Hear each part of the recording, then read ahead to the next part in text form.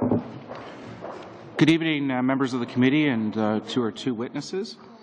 Thank you very much for coming to appear in front of us today. We are undertaking a study of the Canadian automobile sector and some of the challenges that it faces, and your testimony will help us write a report and recommendations that will be submitted to the House of Commons by the end of March. So thank you very much for coming.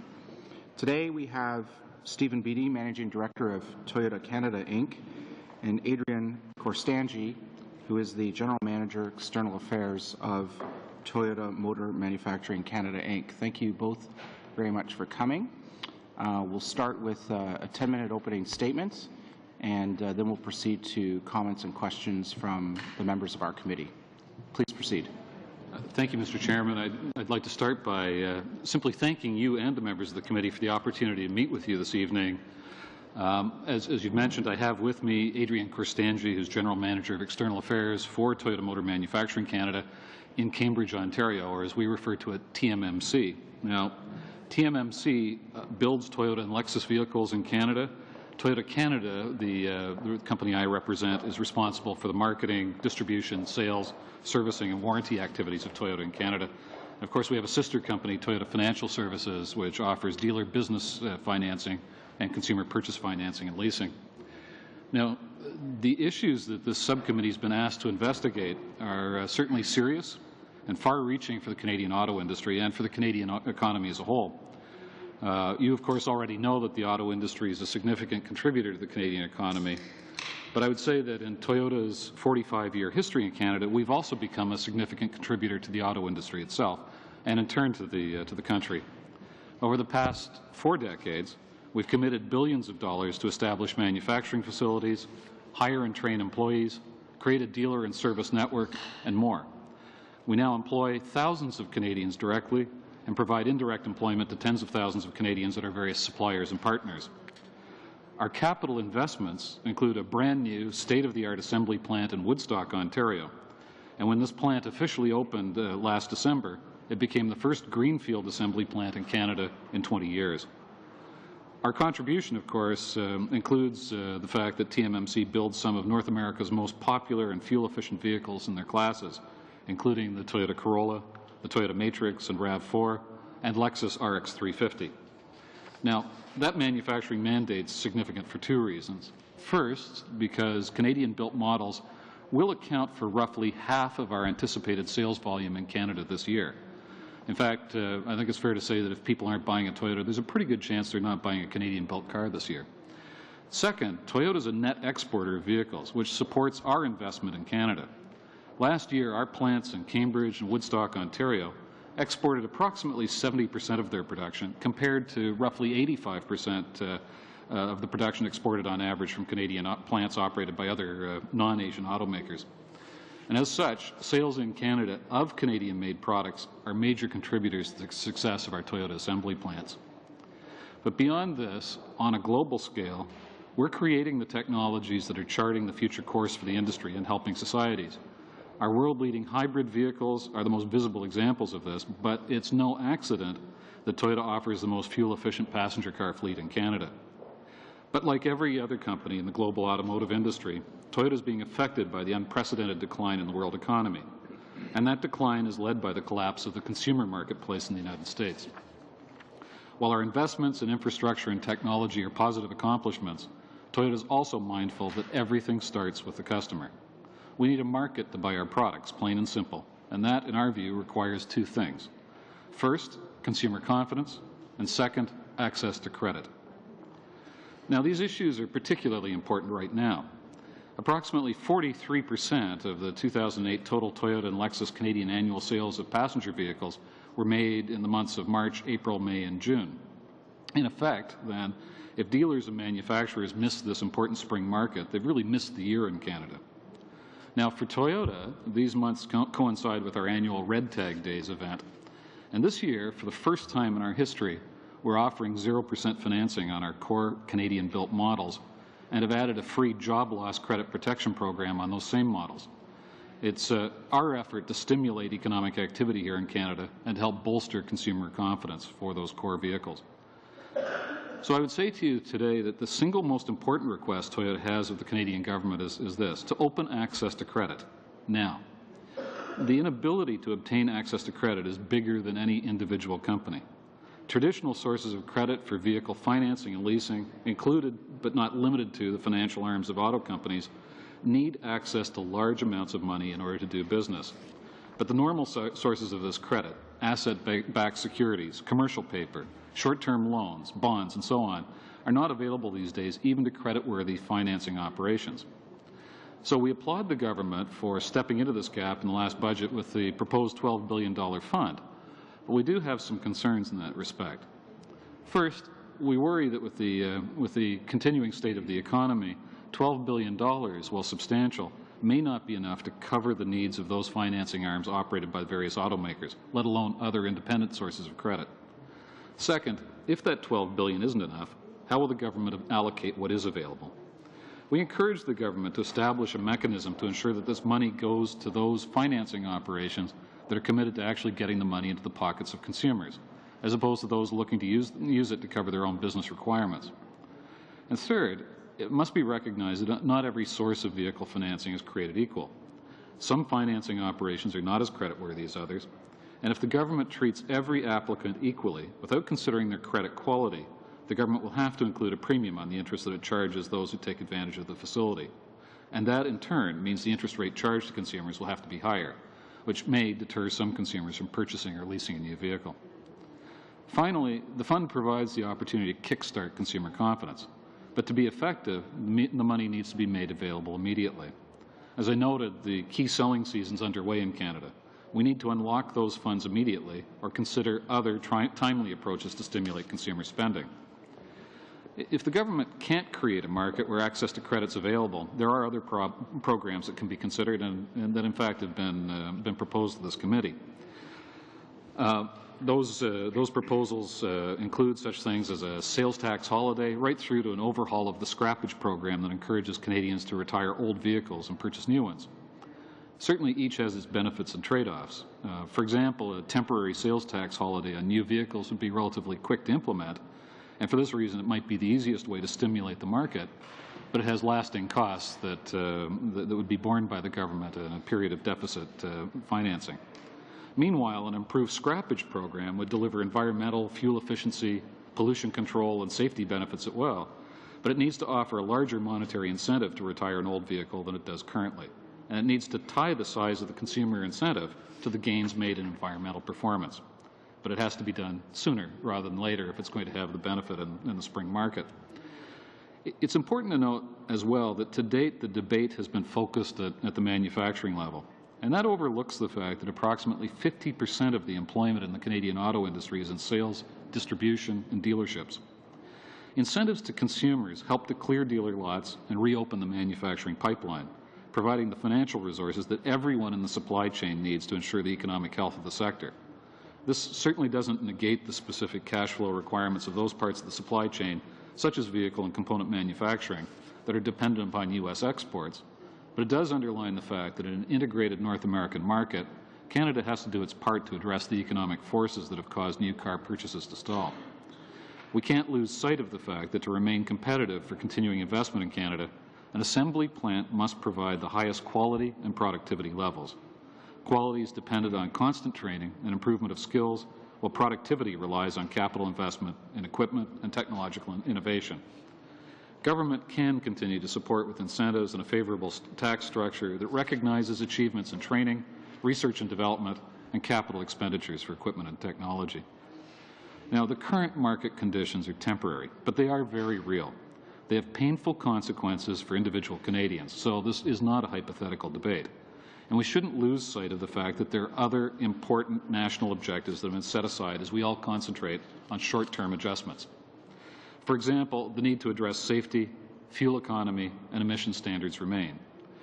The U.S. administration is poised to introduce new fleet fuel economy and emissions targets for 2011 and beyond. And Canada, of course, is pledged to set complementary standards. But the industry needs both the time and the resources to be able to successfully meet those requirements, adding further urgency to dealing with the economy so we can move on.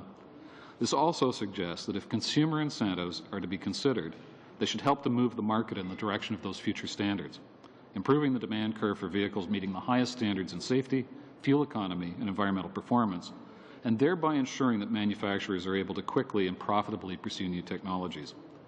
In summary, then, this is what Toyota is doing to address the current situation. We're building a full range of fuel-efficient, high-quality, and safe products that Canadians actually want to buy, and we're building a high percentage of those right here in Canada. We've already invested in Canada at all steps of the automotive sector's supply chain and will continue to support those investments. We're creating attractive pricing and financing offers and other incentives to encourage Canadians to purchase new vehicles. We're investing in R&D globally to ensure Toyota's products continue to meet or exceed society's demands for fuel efficiency, environmental performance, safety, and other standards. And in turn, our recommendations to the subcommittee are these: to focus on programs that encourage Canadians to buy new vehicles, as this will support every step of the auto sector's supply chain. If the government wants to help the manufacturing activities of the auto sector, the best way to do that is to ensure that there's a healthy market for our products. The fastest and most effective way to do this is to create immediate access to credit. A second choice option may include offering Canadians a temporary tax holiday on new vehicle purchases, because this can be implemented quickly and help the industry to capture sales in the current and crucial spring selling period. And finally, you could follow this with programs that encourage new vehicle purchases that also help the government achieve longer-term policy objectives. For example, a new scrappage program incorporating the ideas that Toyota has outlined would encourage environmentally responsible, fuel-efficient choices while taking older, less safe, and more polluting vehicles off the road. Thank you for your attention, and my colleague and I look forward to your questions. Thank you very much, Mr. Beattie. Before we begin with questions and comments from our members, I want to first indicate to members of the committee that General Motors of Canada has indicated that it will submit another brief to our committee in light of, to supplement their testimony of last week, Wednesday, in light of the recent deal negotiated with the Canadian Auto Workers. So I'll have the clerk follow up with General Motors of Canada to ensure that that brief is submitted to all your offices. So without further ado, we'll begin with questions and comments from Mr. Valerius. Thank you so much, Mr. Beattie and Mr. Kristanjic, for coming this evening. The more we hear, the more I'm beginning to feel like this is trying to land a plane on the Hudson, to be candid. Everything that I think is, from what I'm hearing, that's required to bring some resolution to this has to be in as equally perfect an alignment as those things that have caused the problem in the first place. You spoke of a number of ideas that might promote sales, might help the industry. And frankly, we've heard those ideas before. I'm aware that when you opened your plant in Woodstock in December, rather than 2 shifts that had been planned, it was down to 1 shift, and rather than 2,200 or 2,300 people, it was 1,100 or 1,200 people. And so I'm under the impression that this is not just a recent phenomena, this downturn, that it has been ongoing for a while, a number of years.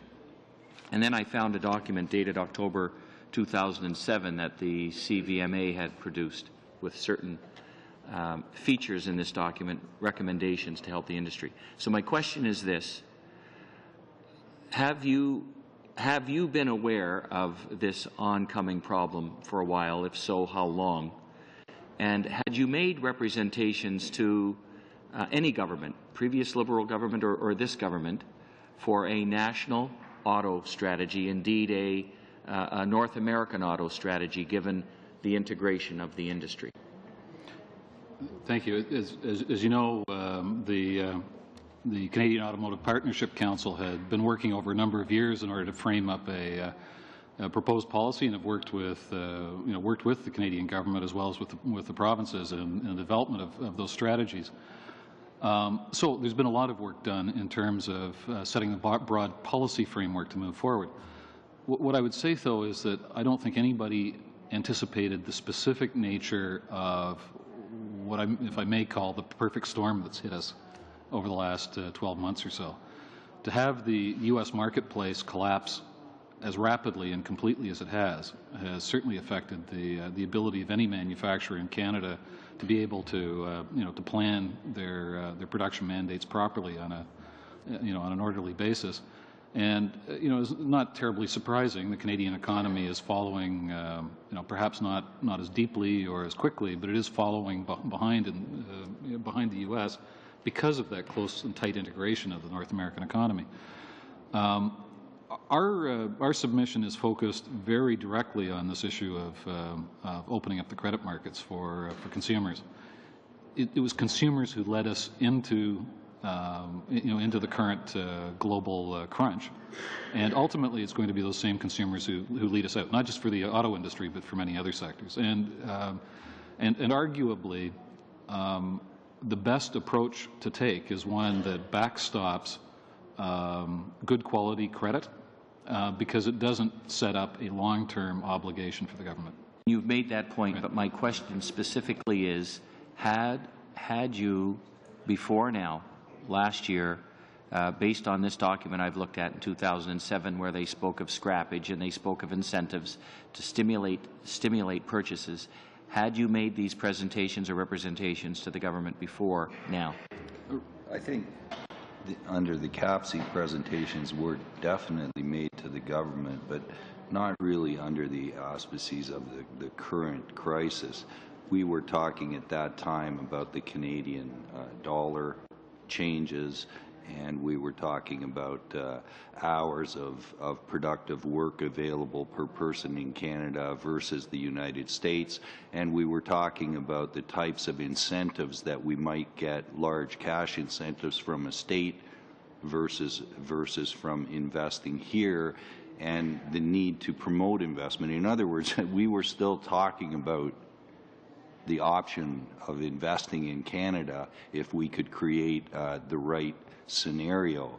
And it was a surprise for TMMC that we did not achieve our second shift in Woodstock. In fact, when Woodstock was conceived, it was conceived much grander than just the one plant if everything continued to work out. We've bought doubles the size of lot there that we need. When we close to our announcement of starting with only first shift, we were only having days and maybe weeks of notice of how to strategize that. And indeed, we were hiring full steam ahead to deliver Woodstock at 2 shifts. And in September for Corolla Matrix, we were still, as management, trying to strategize how to get our people to work more overtime. Okay, so things have happened very, very quickly, and for different reasons than what we were talking about a year ago. Now, another question I have is this. I mean, $7 to $10 billion invested in the industry is a lot of money, and we have an obligation around this table to weigh, frankly, the preservation of valued jobs, up to 500,000 jobs, with our requirement to be fiscally responsible with taxpayers' money, faced with the possible risk of losing that money, I suppose, at some point. Have you assessed, from where you stand in your position, assessed whether that amount of money is enough? How quickly do you think, in your opinion, if you have one, would General Motors and Chrysler go through that?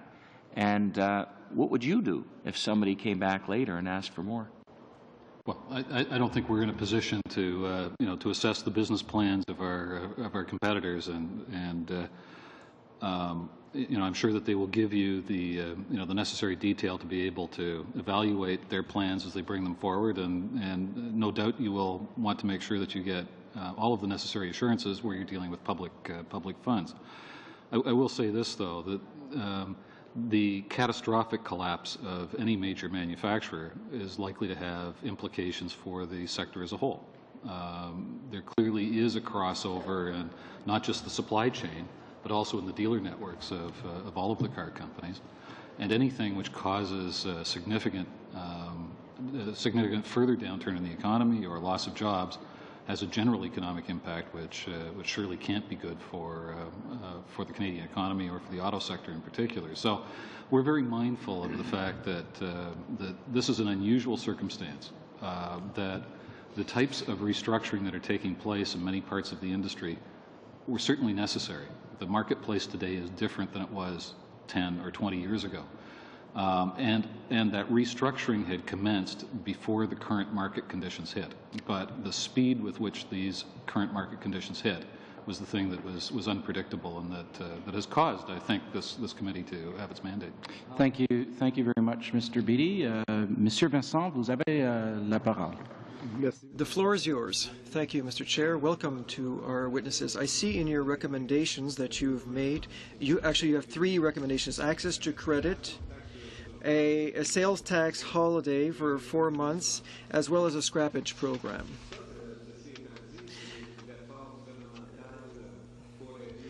The government effort to assist car companies like Toyota, Honda, and others in order to make it out of this crisis.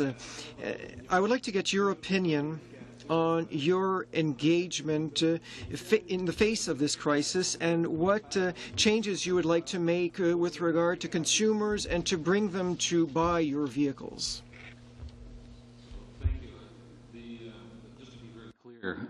As opposed to 3 distinct proposals, it really is one on consumer credit, and in the event that that's not possible, then there are alternatives. It's not one on top of another.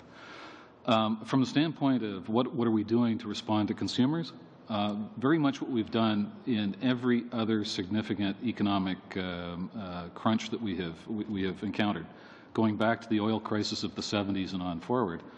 Toyota's position has been that consumers in troubled economic times tend to turn to quality. They're looking for the lowest possible price with the least inconvenience they can possibly obtain in the marketplace today. So they're looking for an affordable car, with high quality, so that it won't leave them with unusual maintenance costs. They're looking for high levels of fuel economy. And in that regard, as I mentioned in my remarks, we have focused in very directly in putting our own corporate resources behind promoting our Canadian-made products, which fall exactly into that category. So vehicles like Corolla, like Matrix, like the RAV4 are all fuel economy leaders in their class. They're all very highly rated for quality.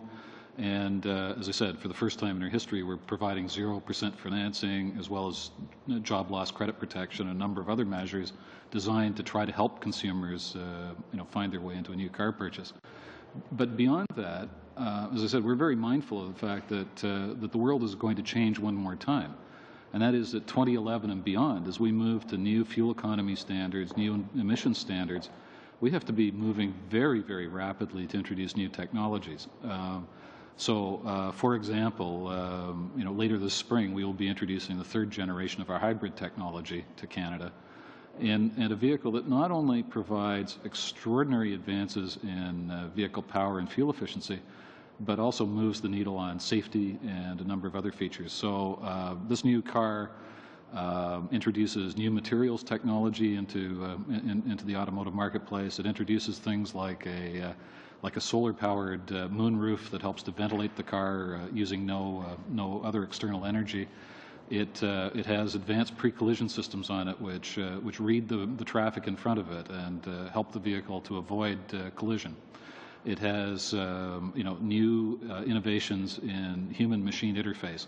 So Toyota is not holding back at all in the face of a slow market. We are, in fact, to the contrary, moving as quickly as we possibly can to bring new technologies out, and more significantly in the current market to support our Canadian operations. I understand all that, and I understand that your revolutionary hybrid cars will be costly. Will those cars be available to Canadians? As I mentioned yesterday to another builder, in this current economic crisis, there are a lot of job cuts, a lot of job losses. So given that context, we would need to have vehicles that are more available.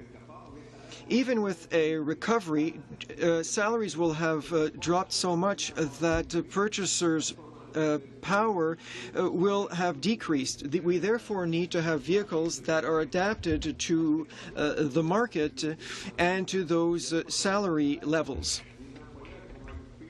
Employers will have cut $3 or $4 or $5 an hour from people's wages, and it is not true that in the next 2 years people will have regained that purchasing power, and their credit will have gone down as well. So I think there needs to be an approach which we saw in the 1970s, where you had cars with very little equipment and which were quite cheap. The cars that are cheap as possible in order to face the competition. Thank you for the question.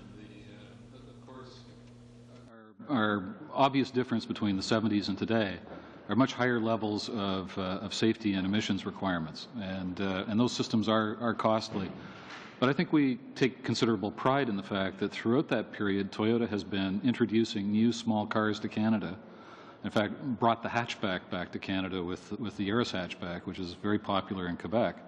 And we have managed, as we've done that, to bring car prices down. And I'd like to turn it over to my colleague, actually, because I think he can talk to you, in a sense, about the fact that the #1 job in Toyota manufacturing is really to focus in on those questions of how to bring the most affordable products to the marketplace. Yeah, of course, our company is based very much on the principle of how to build the best product at the best price. And there's any number of elements of the Toyota production system of making vehicles that strives to do that by first of all only pulling vehicles as they are needed by customers, so we don't have excess inventory or waste that impacts cost. But waste isn't just only in excess inventory. Toyota looks at 7 categories of waste. Waste of movement. So every Toyota team member is trained to think about how to streamline their process and have less waste, but at the same time how to add their ideas for quality in. Because quality can come from design to quite a large degree, but once a vehicle is being made, the build quality and all of the nicks and knacks that control the cost happen right at the interface. And the Toyota production system has spent 50 years making a system that can respond to those 3 needs: to have top safety, top quality, top productivity, and top productivity in the end delivers you the best car at the best price. Thank you very much, Mr. Kurstanji. The floor goes to Mr. Lake. Thank you, Mr. Chair, and thank you for coming before us tonight. I want to start with a little bit of context, if I could, just speaking a little bit about the global context. Of course, as we all know, there's a global economic downturn that's had a significant effect on the industry. But you know, as we kind of look what commentators around the world from outside the country have said about Canada's system, you know, we see Newsweek, for example, talking about the World Economic Forum ranking our banking system the healthiest in the world, whereas the Americans, I think, are number 40. They actually said in the same Newsweek article, this is a couple weeks ago, if President Obama is looking for smart government, there is much he and all of us could learn from our neighbor to the north. We got the Daily Telegraph in London in the summer saying, basically, if the rest of the world had comported itself with similar modesty and prudence, we might not be in this mess. We've got The Economist saying, in a sinking world, Canada is something of a cork. The big worry is the fear that an American recession will drag Canada down with it. I think we're seeing what's happening in that regard right now. The New York Times just recently, there's no time to waste. Reconfiguring the American banking structure to look more like the Canadian model would help restore much-needed confidence in a beleaguered financial system. Why not emulate the best in the world, which happens to be right next door? A lot of commentary in terms of that global context, and just I'd like your feedback on that in terms of your experience in the auto sector. Is the experience in the Canadian auto sector similar to that in other industries where we're really, relative to other countries, particularly the United States, much stronger, but there's really nothing we can do to avoid what's going on in the States and the impact that's having on our industry? Well, I guess there are 2 sides to this, and again, perhaps I'll ask Adrian to comment on it in a moment, but let me start off by saying certainly there's no other country I'd rather be in. You know, the Canadian automotive marketplace last year grew. So is unlike every other industrialized nation. So there has been some fundamental health in the Canadian economy, and that's been the result of hard work by government and by industry over over a great many years.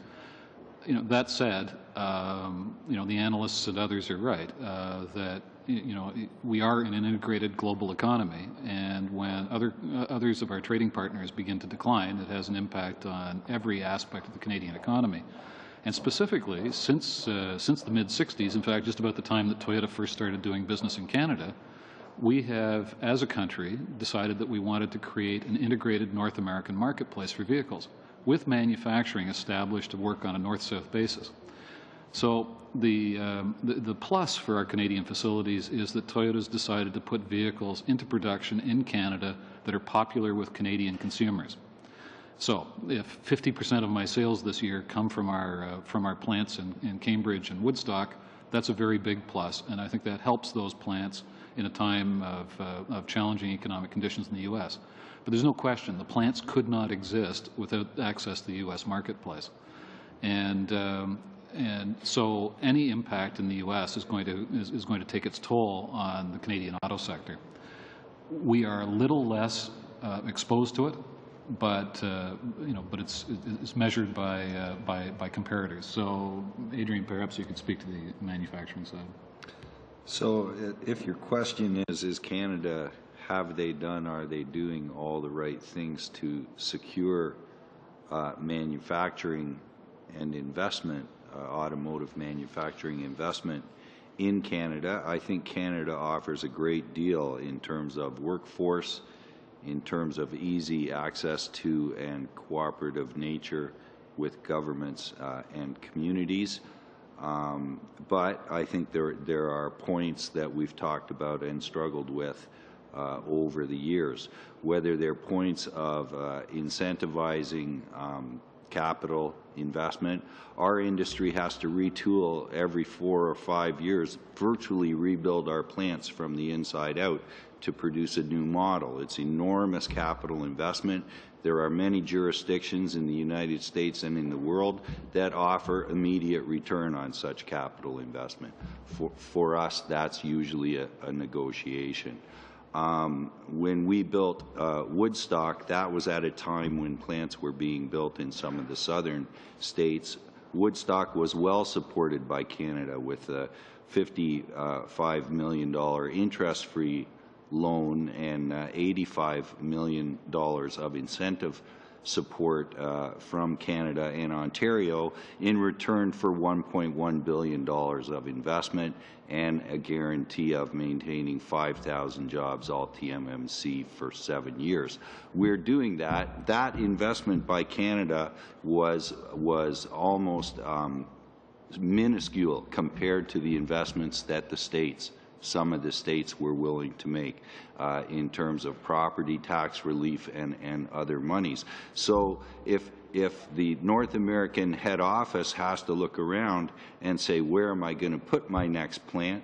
And the people are relatively equal, and the access to government's relatively equal, and it's integrated, and there's North American free trade, and there's more incentive here and less incentive here, it doesn't become a complicated decision. So and I'm not saying Canada has to do more significant incentives along the line of the states, but be aware, for our plants to stay fresh in this country, we need to train our people to a very high level so they can produce quality, and we need to have modern equipment and technology.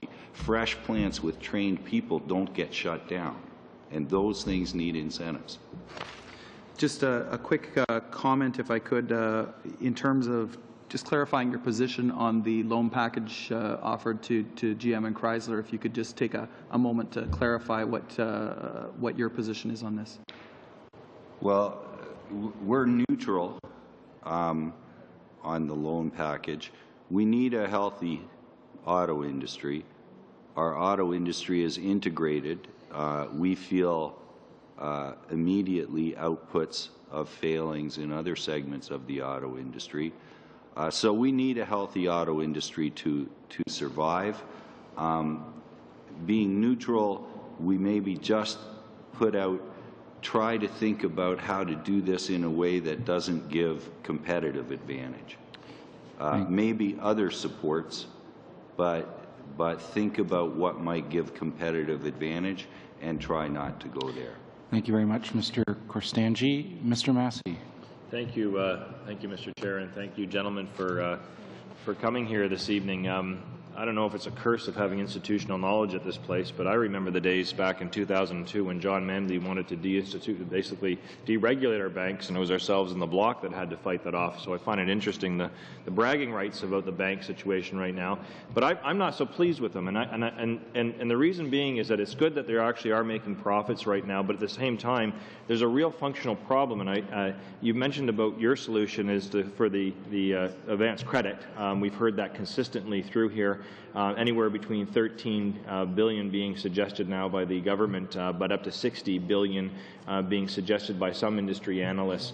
But one example, and I think there needs to be some type of working mechanism here. If it's just going to come from the public sector, that's one thing. But with the banks right now, when you go to their lending programs, they're at 8%. For if you have good credit, up to 14%.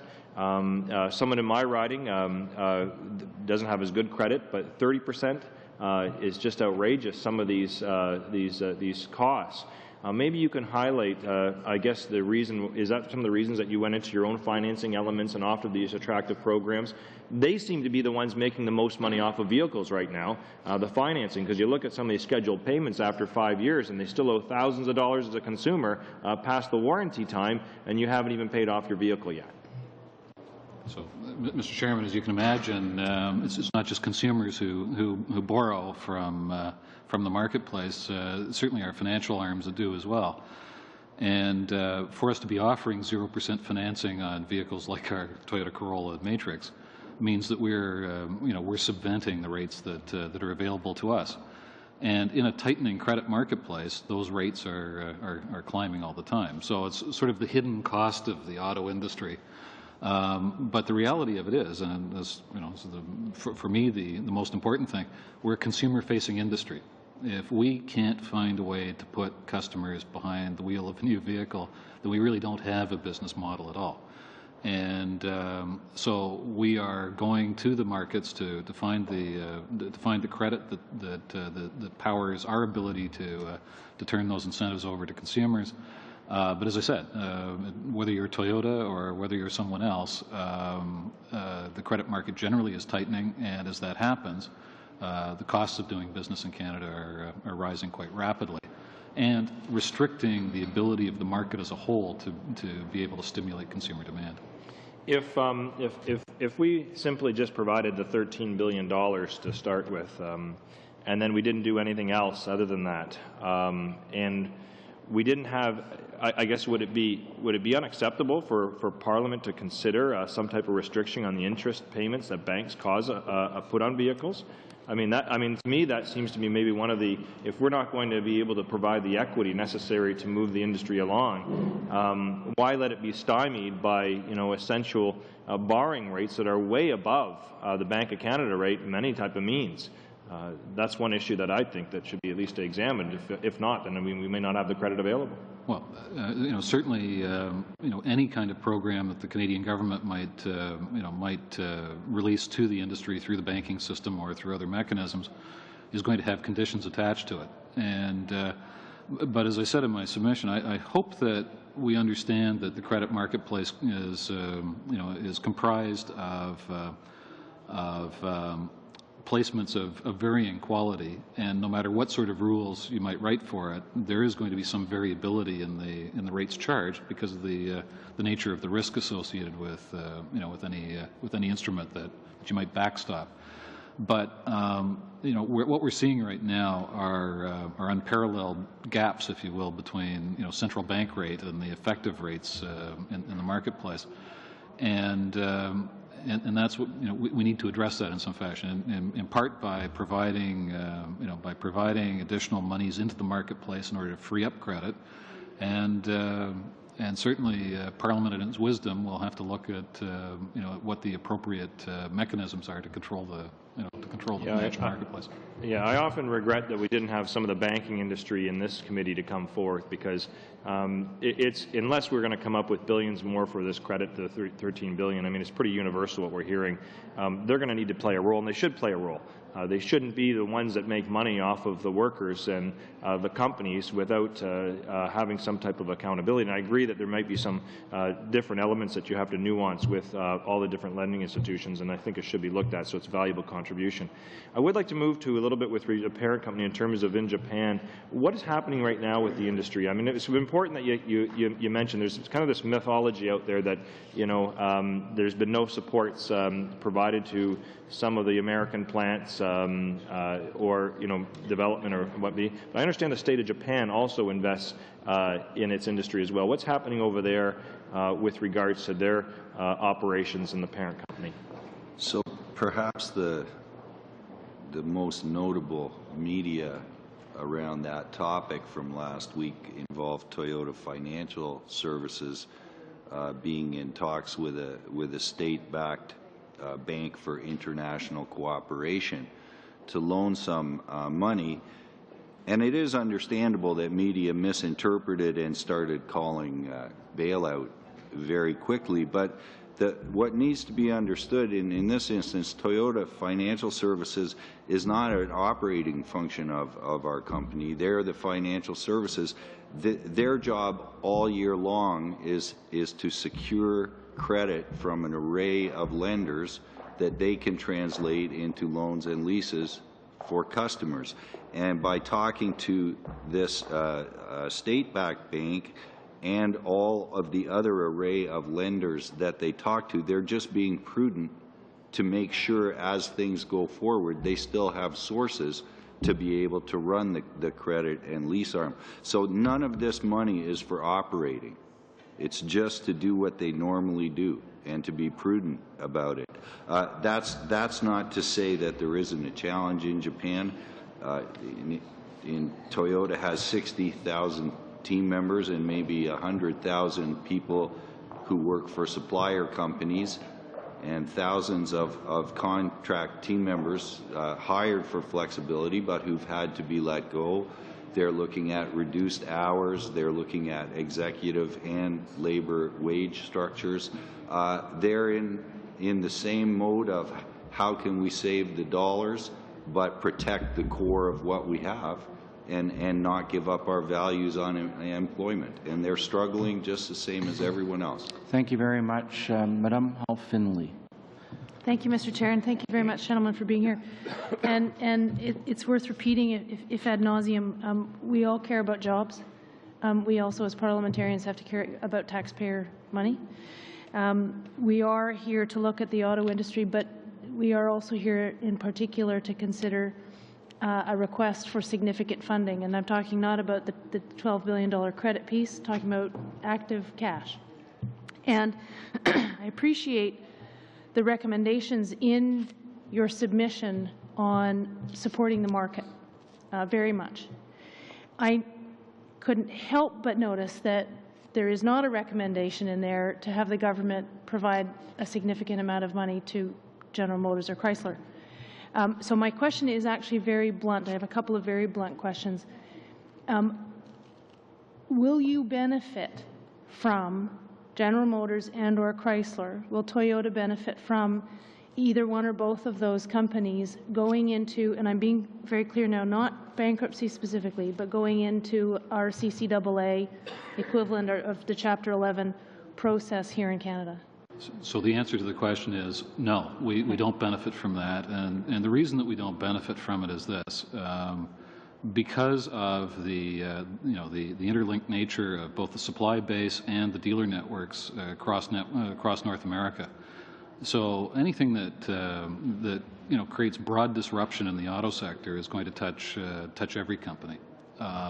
Two, I think it's reasonable to say that consumers in the aftermath of that type of reorganization are going to look very carefully at the automotive marketplace and question whether now is the right time to be buying a car. And because uncertainty always brings a natural consumer response, which is to back off a little bit and say, all right, I think I need to see let the dust settle a little bit before making a major purchase decision. So I think it's reasonable to assume that any catastrophic failure, or indeed any significant reorganization that cuts off receivables to dealers or parts suppliers and other affiliated companies, will cause dislocation through the rest of the industry. The scale of that is very hard for us to predict, but no, and I think there's been this public perception that in a sense Toyota or some other companies gain if other companies fail, and I don't think that's ever true of an industrial sector as a whole. That you all benefit when the industry sector is healthy. You all tend to experience the pain when some are suffering. The irony a little bit now is that with all of this talk, we are seeing market share numbers affected, that the GM Chrysler products are being affected by the current environment and concerns about the company's future. You did make a comment, and in fact yesterday the representative of the Japanese Manufacturers Association also made a similar comment, a concern that what the government does should not create a competitive disadvantage or a competitive advantage, either way. So I appreciate your answer to the first question. In the process and the effort to come up to help the government on a nonpartisan basis, what are some of the things that this government can do that would address those concerns and not provide a competitive advantage? At first blush, one would think providing two companies with a great deal of money would give a competitive disadvantage.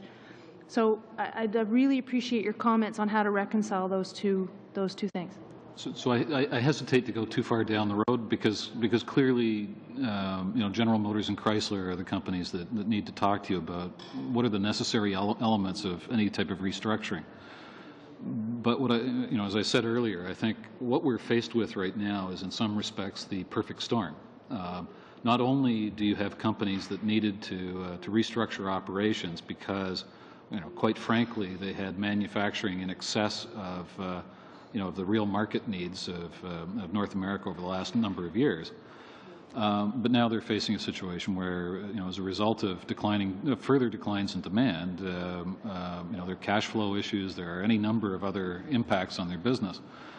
So the assistance that you might provide to companies to help them restructure and emerge, as stronger, more viable companies, after a period of restructuring, isn't necessarily something that we see as being a competitive disadvantage for us, and certainly to the contrary, if it avoids a situation where you do significant damage to the supply base and the dealer networks and so forth, then there may be some advantage as a whole for the industry. The issue, though, was that sometimes there is a demand on government to look at very specific and narrow programs designed to underwrite specific vehicle programs or to provide very narrowly focused consumer incentives that assist one or several companies at the to the disadvantage of the industry as a whole. And that's really where our comments are pointed, which is if you provide incentives to the consumer, make them broad-based and aim for a general benefit to the consumer. Then the consumer decides. I think that provides us with a proper mechanism. Thank you, Mr. Beater. Mr. Wallace.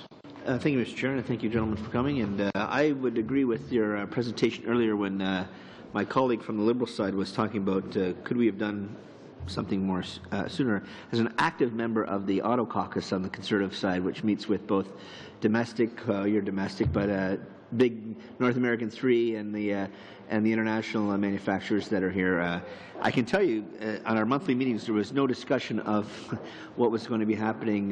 Things were doing well this time last year, for example, and it became a big surprise in a sense. So we were talking things about the Automotive Innovation Fund and so on, which we put $250 million in, and increasing on that. I have a couple of quick questions for you. I'm interested, you mentioned the jobless protection system. Are you financing that, or do you have a third party doing that? Toyota Financial Services is providing that free of charge to the customer, but they so the customer doesn't pay for that when they buy a car? The customer does not pay for that. There's no. And how long does that program last? We're offering it right now as for a part year. Is it a 1 year protection, or is it? We're offering it as the you know, as a you know, special program in the spring market. Whether it goes on beyond that, we'll have to wait and see. But if I'm a customer and I've become, how long do I have before any length of time that I'm financing with you? That well, it covers your contract. The whole contract, eh? Okay. And are you the only company providing that kind of service? On a no extra charge basis, yes. Okay. It's an interesting concept where somebody can maybe be incentive to buy if they know they have some protection if something happens to them. Well, for us, we know that the bulk of our vehicles are sold to families. Right. And, you know, here are the people who've got the greatest concerns right at the moment about what the household budget looks like. So that's the aim. I have a financing question for you.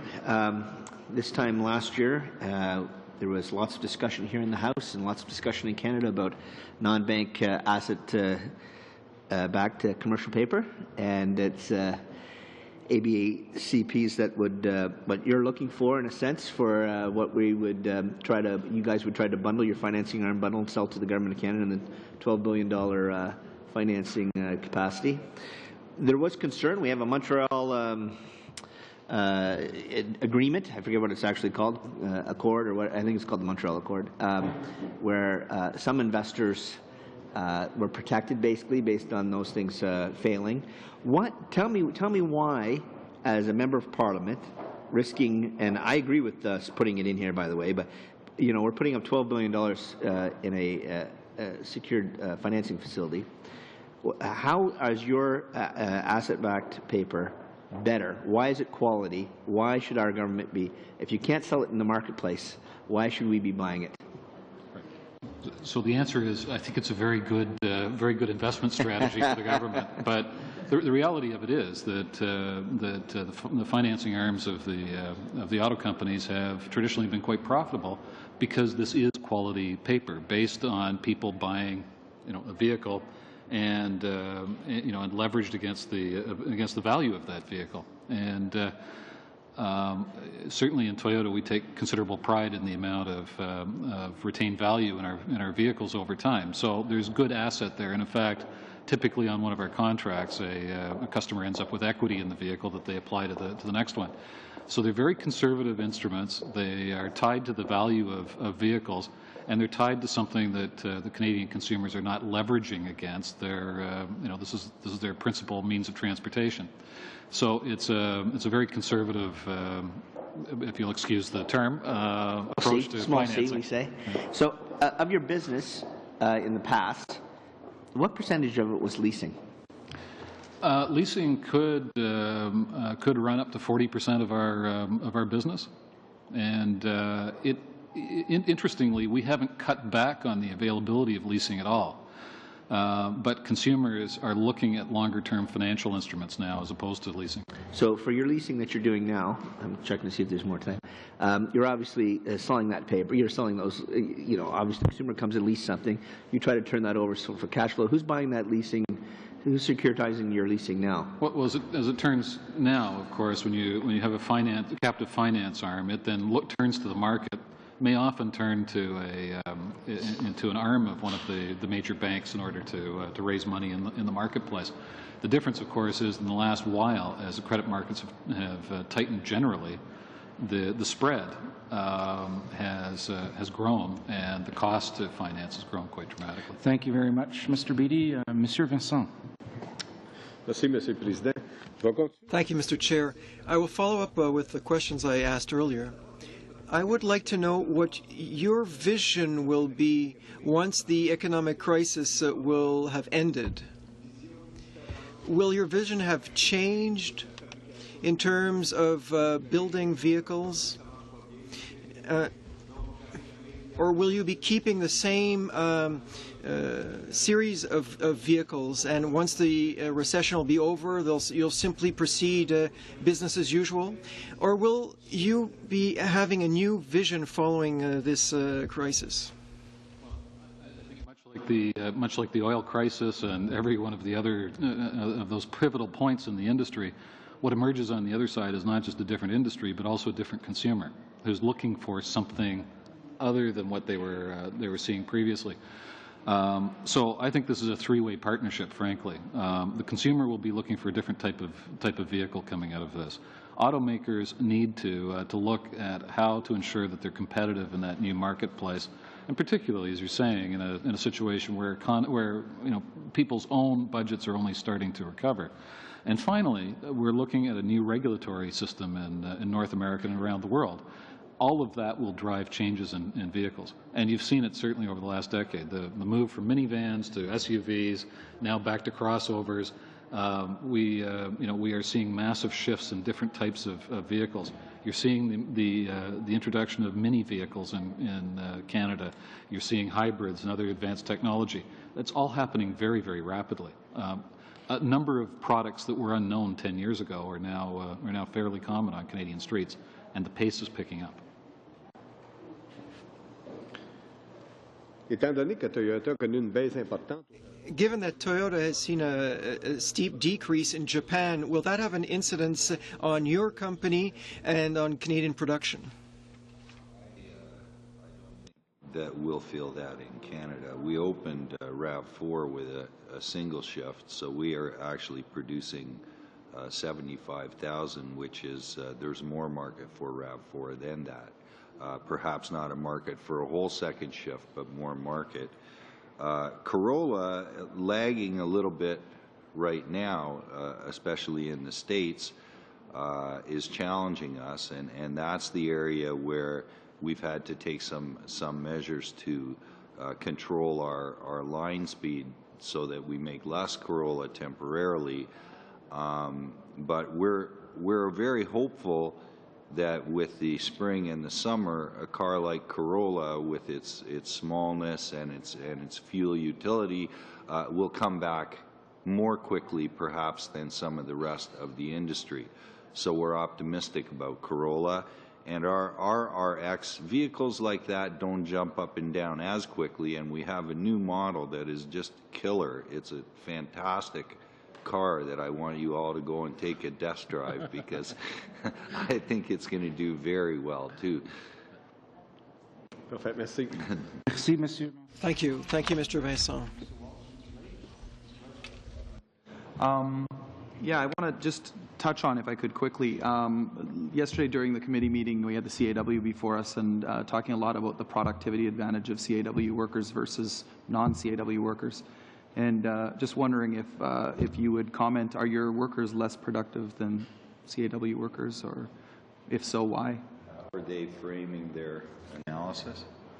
It would take me a while to go into the evidence and frame it. I guess maybe to reframe my question, are your workers less productive than CAW workers? Oh, absolutely not. Our workers are, in terms of hours per unit or cost per unit, are North American and world competitive, and that's been proven out in study after study.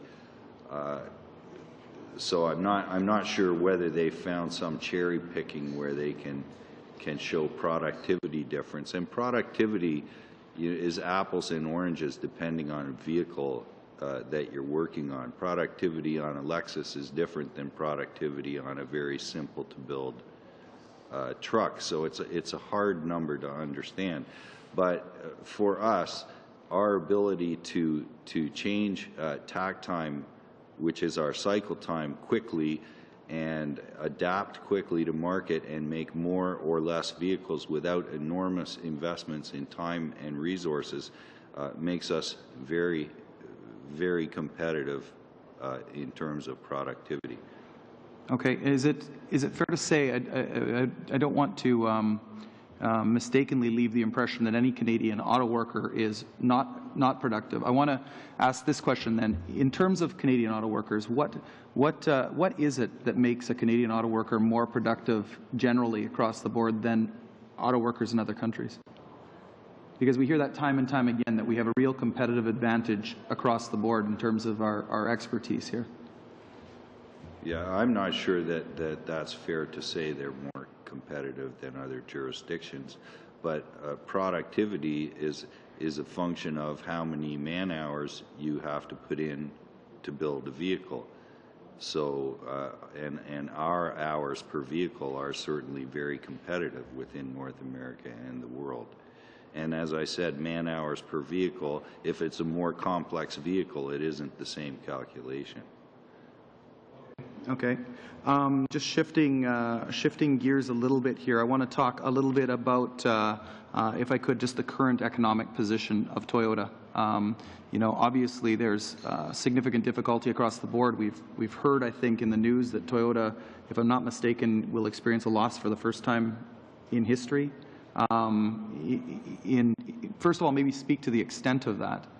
Well, Toyota Motor Corporation worldwide is anticipating in the area of a $5 billion loss, give or take, in this year, by the end of this year that we're in the fourth quarter right now. The cash burn has been very, very quick.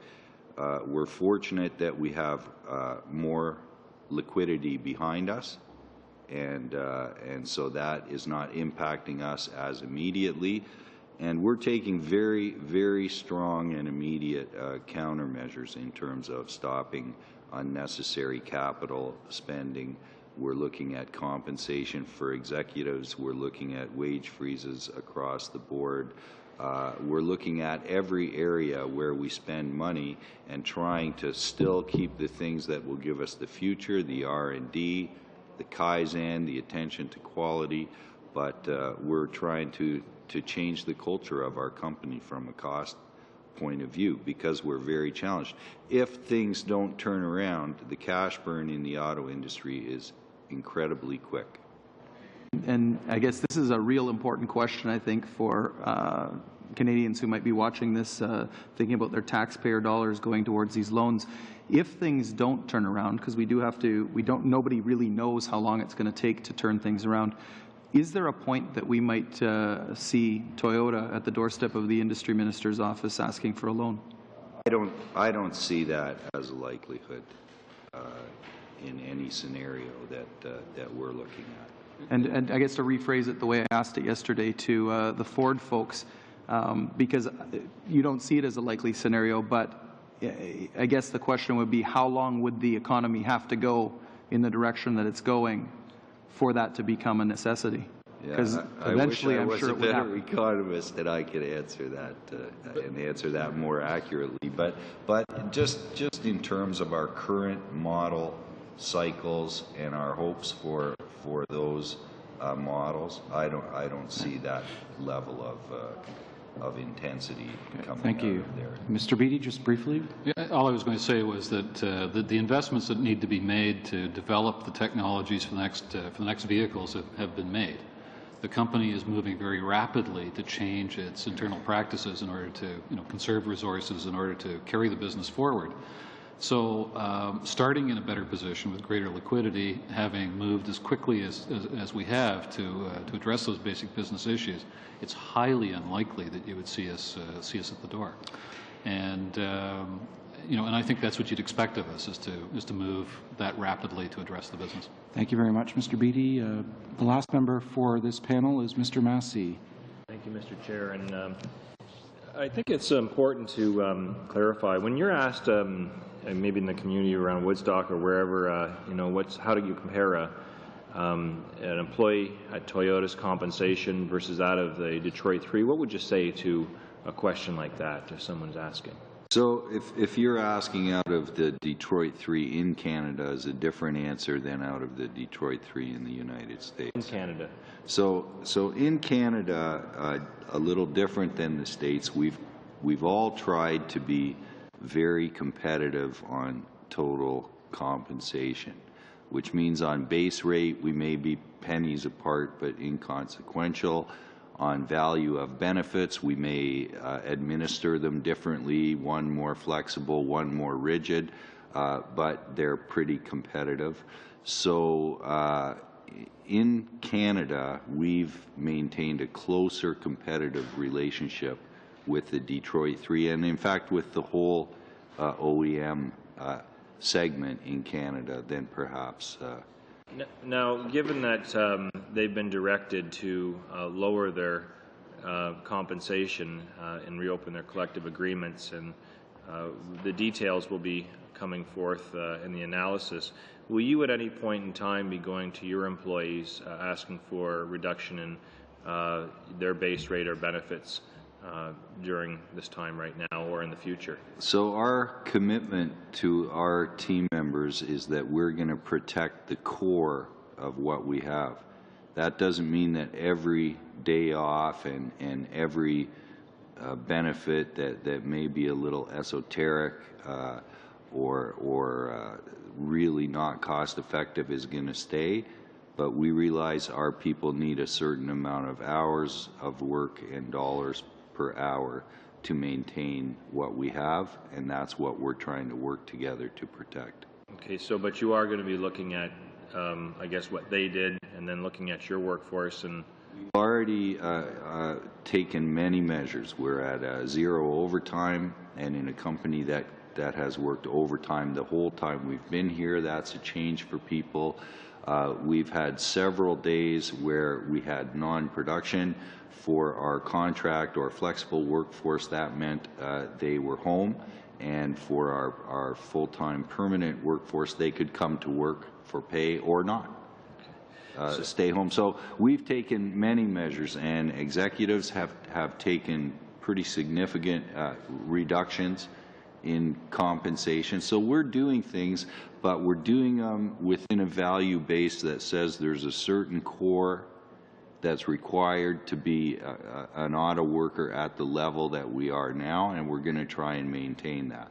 And so it would be fair to say then, if you were asked to compare the ordinary worker and my plant in Windsor, it's a minivan plant, and in Woodstock, you would say that their compensatory at the end of the day would be relatively comparable and equal. Is that correct? That's how we've always designed it to be, on an overall comp base, not cherry picking one element to another, but on an overall There seems to be a lot of suggestions that that's the solution for this problem, is to consistently lower workers' wages and benefits. Would you argue that that's the solution to the situation? Yeah, I think part of that confusion comes from the fact that comp is modeled differently in the States.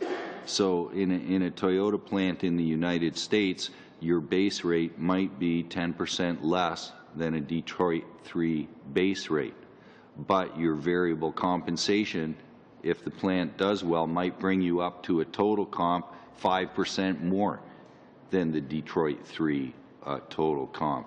Your plant has to do good. There has to be a performance element.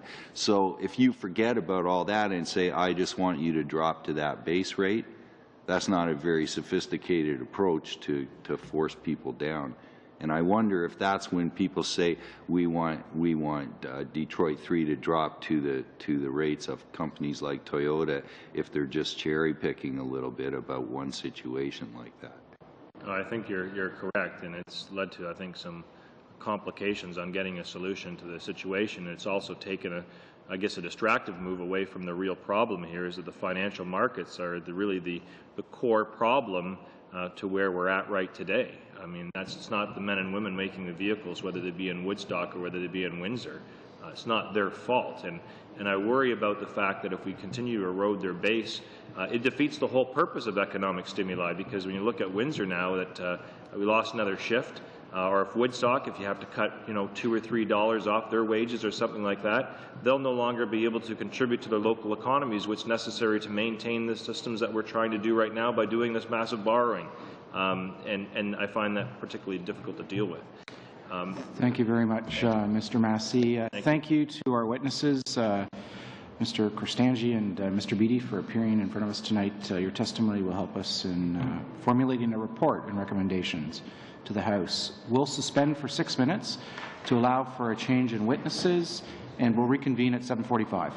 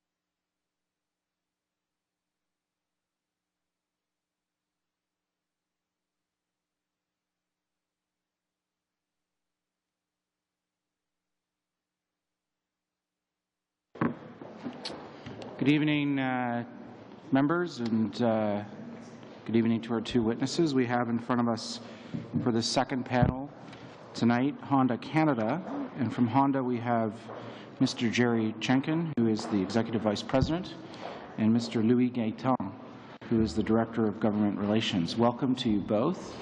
Thank you very much for appearing in front of us. Your testimony will help us in formulating a report and recommendations that will be sent to the House of Commons by the end of March. So without further ado, we'll give you the floor for a 10-minute introductory statement. Mr. Chairman, committee members, bonsoir, mesdames et messieurs. Il me fait grand plaisir d'être. Good evening, ladies and gentlemen. I'm very pleased to be here with you and to present Honda Canada. On the crisis facing the auto industry in Canada. Mr. Manabu Nishimai, President and CEO of Honda Canada, wanted to be here tonight, but he is unfortunately unable to do so because he is out of the country at this time, so he asked myself and Louis to represent him. He sends his regards and his congratulations for undertaking such an important mission to find potential solutions to the crisis affecting the automotive industry in Canada. As a way of introduction, let me give you a quick background of Honda Canada and maybe explain some things about our company that maybe you have not heard before. First is that tomorrow, by coincidence, March the 11th, we will celebrate our 40th anniversary in Canada, so we're going to be heading back for a big party tomorrow. In 1969, when Honda came to Canada, we were a small company with a big dream. We started with motorcycles and power equipment, and in 1974 we started the automobile business. And in fact, those of you who remember the first Civic we launched in 1974, we sold a total of 747 units that year. But we worked hard to gain the confidence and trust of Canadians, and over time, through the development of our strong brand image, our products earned the respect of the marketplace. And so we grew. In 1986, we built our first factory in Alliston, Ontario, the first automobile manufacturing plant opened by a Japanese company in Canada. By 1991, we had sold 1 million vehicles in Canada, and in 1998, we built a second manufacturing plant, again in Alliston, based on our company's philosophy, which is to produce products as close as possible to the markets where they are sold. Following that same philosophy, and based on our steadily increasing sales, this last year in 2008, we invested in our third manufacturing facility in Ontario, this time a state-of-the-art engine plant to supply our Canadian factories with fuel-efficient, low-emission four-cylinder vehicles. But the investment hasn't stopped there. Last year, we began the construction of our new environmentally friendly head office in Markham, Ontario, that is designed to be LEED Gold certified. Our new facility will accommodate 700 associates, and as you may know, we also have regional offices across the country in British Columbia, Alberta, Quebec, and Nova Scotia. All these investments now exceed $2.6 billion that Honda has made in Canada. And these were all made without direct governmental aid or subsidies, as we believe to be sustainable, and investment has to make sense on its own financial merit over a given period of time. I'll come back later in my presentation on this point, as we believe that governments have an important role in creating stability in the market to make such investments viable and recurring. So, what is Honda in Canada today? Honda is a company powered by Canadians for Canadians. In fact, more than 22,000 Canadians work either directly or indirectly for Honda in the manufacturing, sales offices, and dealerships across the country, generating $12.5 billion in sales annually. You may ask, why such a large number of people? It's because Honda Canada distributes more than just cars and trucks under the Honda and Acura brand names. We also sell motorcycles, ATVs, power and marine equipment, and soon small business aircraft with our new fuel-efficient Honda Jet. Anything with an engine is good for Honda. In terms of production, with just over 383,000 cars and light trucks built in Alliston last year, Honda Canada was the third largest automotive manufacturer in Canada behind GM and Chrysler last year, and the second largest manufacturer of passenger cars behind GM. And based on recent announcements about production from some manufacturers, it could well be that Honda is the #1 manufacturer of automobiles in Canada next year. It's also worth noting that later next month, our Alliston plant will be manufacturing their 5 millionth vehicle, a very important milestone for any manufacturer, but this means so much more for a company such as Honda, which is often referred to as a foreign company rather than a new domestic manufacturer. Furthermore, the Honda Civic, one of the models manufactured in Alliston, has been Canada's best-selling car for 11 years in a row. And because of its success, Honda Canada is proud that 45% of all the Honda and Acura vehicles sold in Canada last year were manufactured in Canada. But behind all those successes and numbers are what Honda Canada is all about, our people and our customers. And that's why we're here tonight, because we want to continue to thrive in Canada so that our associates, our dealers, our suppliers, and our customers continue to enjoy the benefits that come from a solid automotive sector. We believe that government can help in these difficult times, and we would like to cover some of the initiatives we propose that can be undertaken for that purpose. But before I do so, however, I'd like to briefly explain what Honda Canada believes are our responsibilities as a company that Canadians want to exist, as indicated in our global mission statement. As a responsible member of society, Honda is making every effort to ensure that our associates continue to enjoy working in a secure and pleasurable environment, that our dealers and their employees continue to benefit from the investment and dedication they have made both in their dealerships and our products, that our suppliers expand their business further through technological advancements, and that our customers continue to be the primary focus of everything we do. At Honda, we have always considered it our responsibility to ensure blue skies for our children, and that means ensuring the preservation of the global environment in every phase of our corporate activities. That's why Honda Canada introduced in 2000 the Honda Insight, North America's first gasoline-electric hybrid. And we made sure that our plants in Alliston have zero landfill waste, and our engine plant uses molten aluminum made from 100% recycled scrap.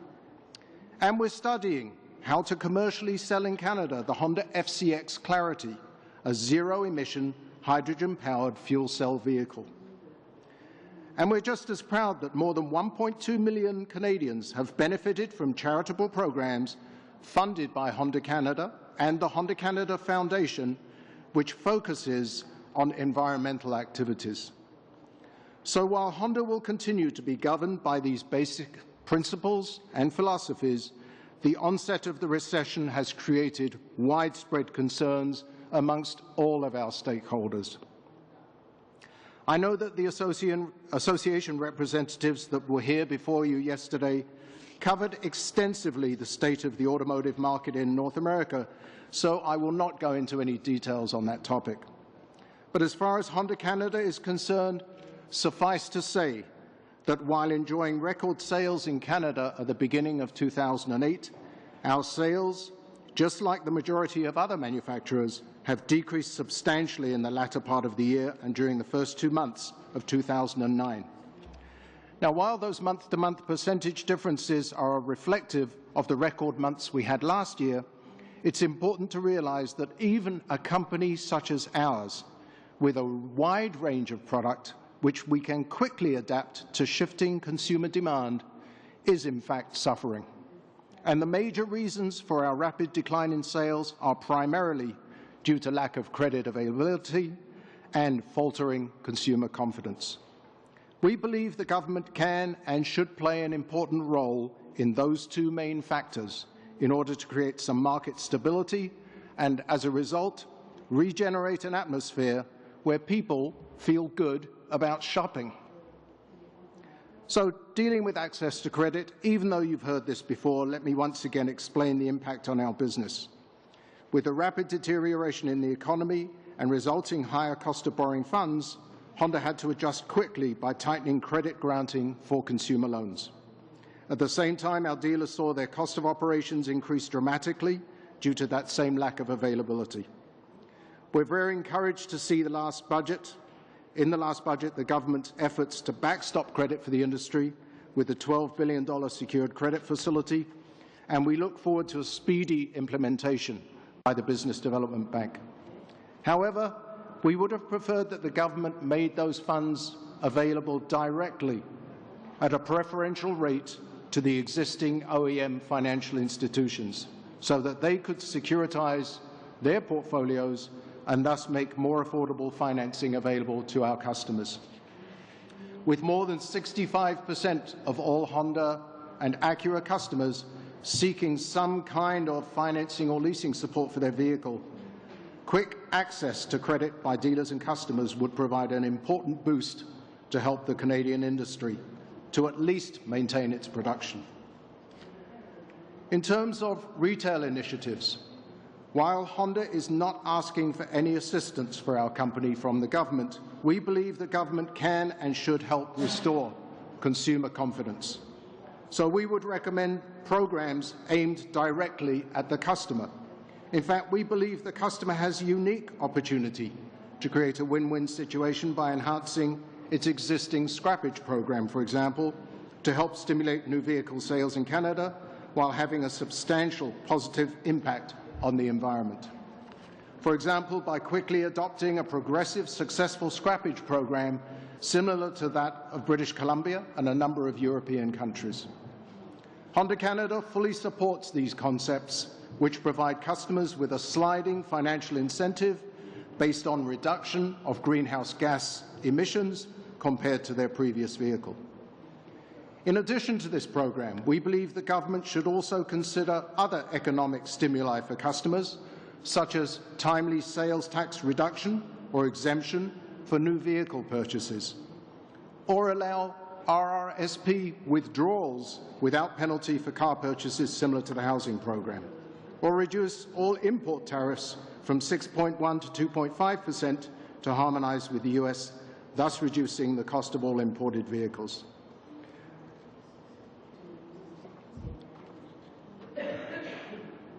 In the same vein, we also believe that financial stimuli to be provided to some manufacturing companies should be closely monitored to ensure the money provided is used for what they were originally intended. We are concerned if taxpayers' money assigned for one purpose is then diverted into customer loan financing or other similar types of incentives, as this introduces unfair competition to those firms who are not requesting government assistance. To ensure that our investments continue to be profitable, and if we are to create new investment in the future, we feel it's crucial that our government ensures a level playing field among all companies when it comes to policies and programs that affect consumer purchasing decisions. Let me wrap up by thanking you on behalf of the 5,000 Honda Canada direct associates that I represent here this evening. I thank you for your time, and I have the confidence that you all will create an environment where we can continue to grow, invest, and provide secure jobs over the long term. Merci beaucoup de votre attention. Thank you for your attention. We'll have about an hour of questions and comments from members of the committee, beginning with Mr. Valeriot. Thank you, Mr. Gaetan and Mr. Chenkin, for coming this evening to speak to us. It's important for us to understand the industry. It's important for us to understand what's happening with each of those participating in the industry, because each of your experiences are valuable. We have, and this has been said before, and I know you know this, a fiscal responsibility to the taxpayer to make sure that any money that may be given to the industry to buoy it up or support it is spent wisely with reasonable expectation of its return. And on the other hand, we also have an awful huge obligation to preserve jobs for hundreds of thousands of Canadians, and I know you know that.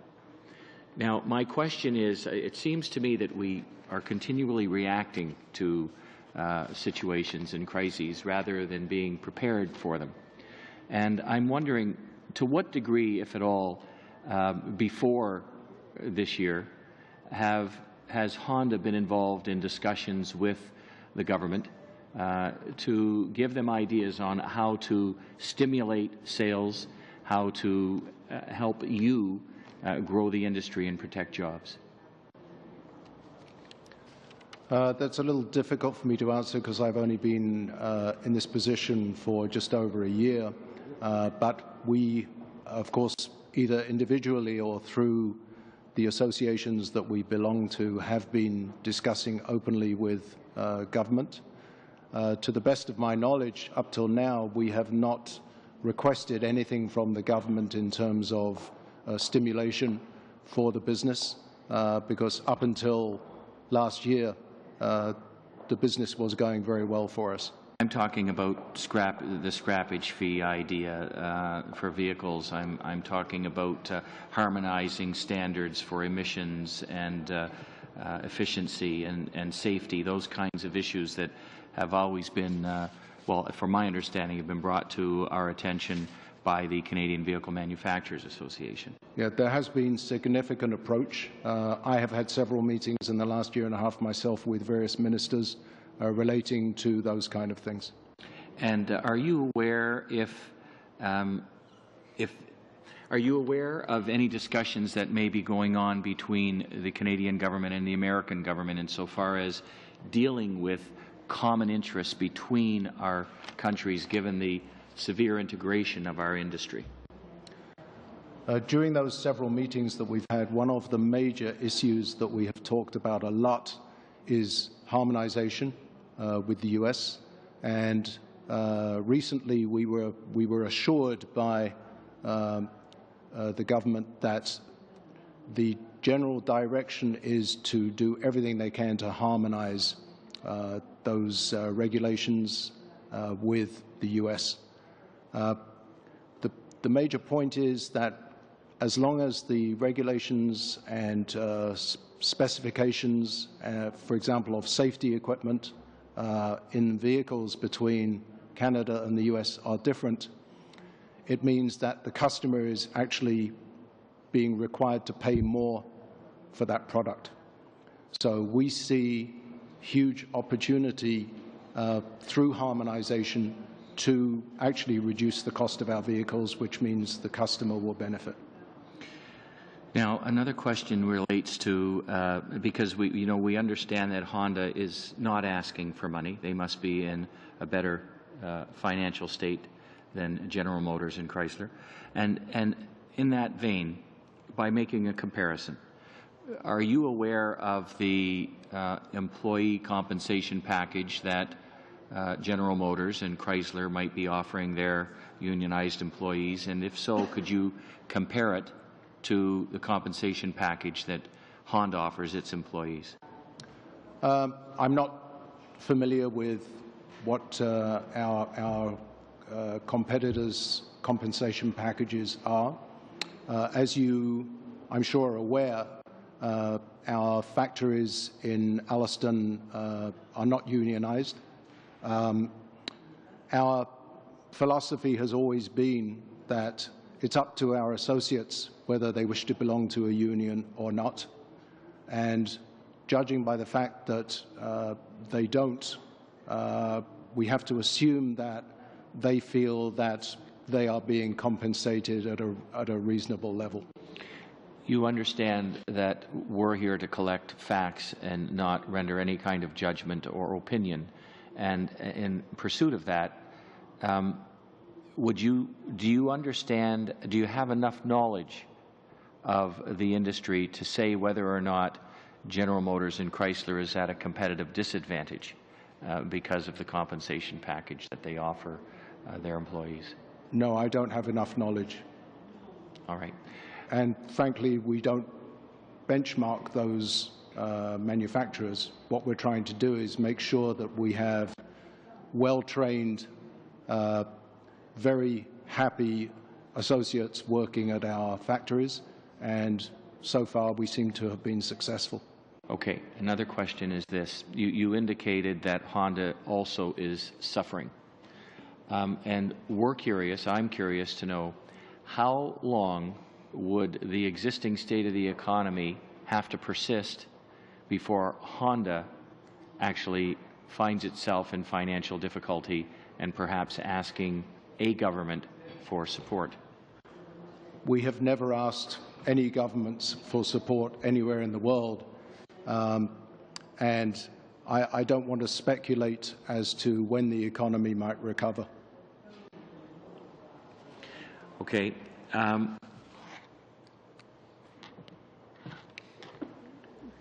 Could you please tell me, you must have a sense of, or you may have a sense of what's happening at Toyota. Could you describe your compensation package between, or compare your compensation package between Honda and Toyota? I have no knowledge of Toyota's compensation package. None at all? No. Okay. Well, can you tell me then, with respect to, and we all heard about what may happen if there is a structured CCAA arrangement made at General Motors, could you tell me what that may do to your industry, your particular corporation, should that happen? We are of the opinion that any company going out of business will damage the economy, and any damage to the economy will damage our business. Thank you very much, Mr. Jenkin and Mr. Valeriot. Monsieur Vincent, vous avez la parole. Mr. Vincent, the floor is yours. Thank you, Mr. Chair. Well, first of all, welcome. All of GM's main competitors have seen steep losses, 15% at Ford, 27% at Chrysler. Toyota, Honda dropped by 26%, and you by 46%. To what do you attribute the loss of market share in February?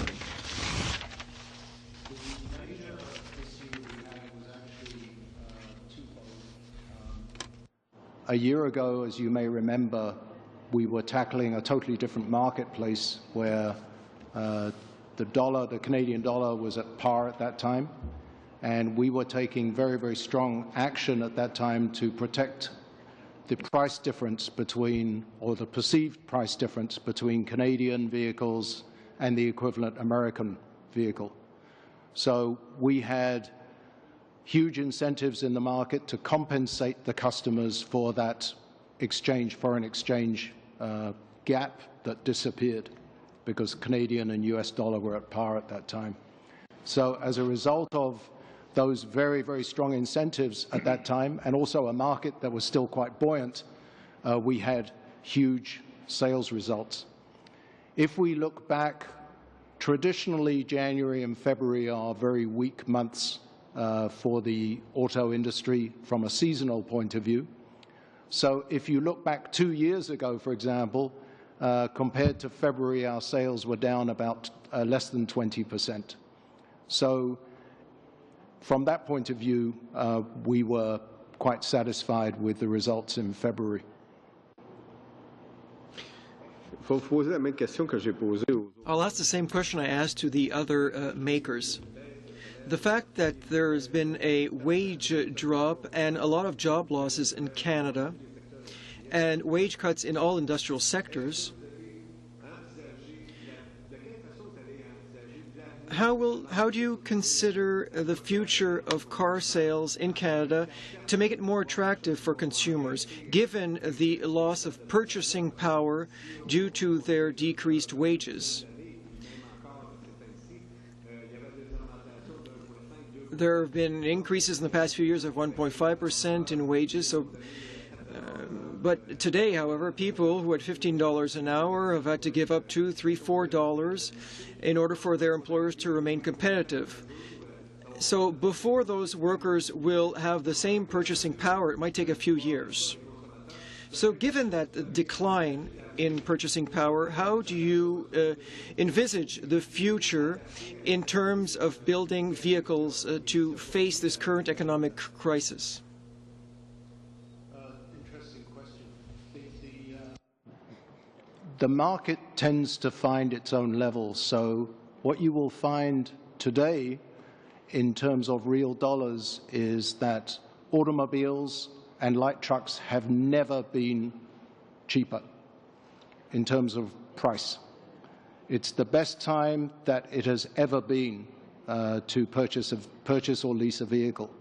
So the market is adjusting itself based on demand right now. As the market recovers and as people's wages and salaries start to improve, we will see the market adjusting by itself.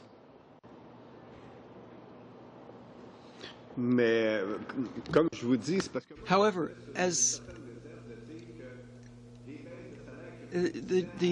we've seen wages drop for a while, and it will take a few years before workers will be able to make up the lost salaries. The consumer products we buy, whether at the grocery store, the prices remain the same, but the purchasing power has decreased. Given that we've seen that power decreasing, credit has slowed. People who had $15 an hour now are making $10, $11. So credit is tightening among consumers. At $15 an hour, people might have been able to buy a new car, but at $10, along with the mortgage payments and all related costs, it might be difficult to find sufficient credit to buy a new vehicle. So at one point, I understand that the automotive sector needs some loans, but this situation cannot endure for very long. Once the recovery sets in and salaries rise again,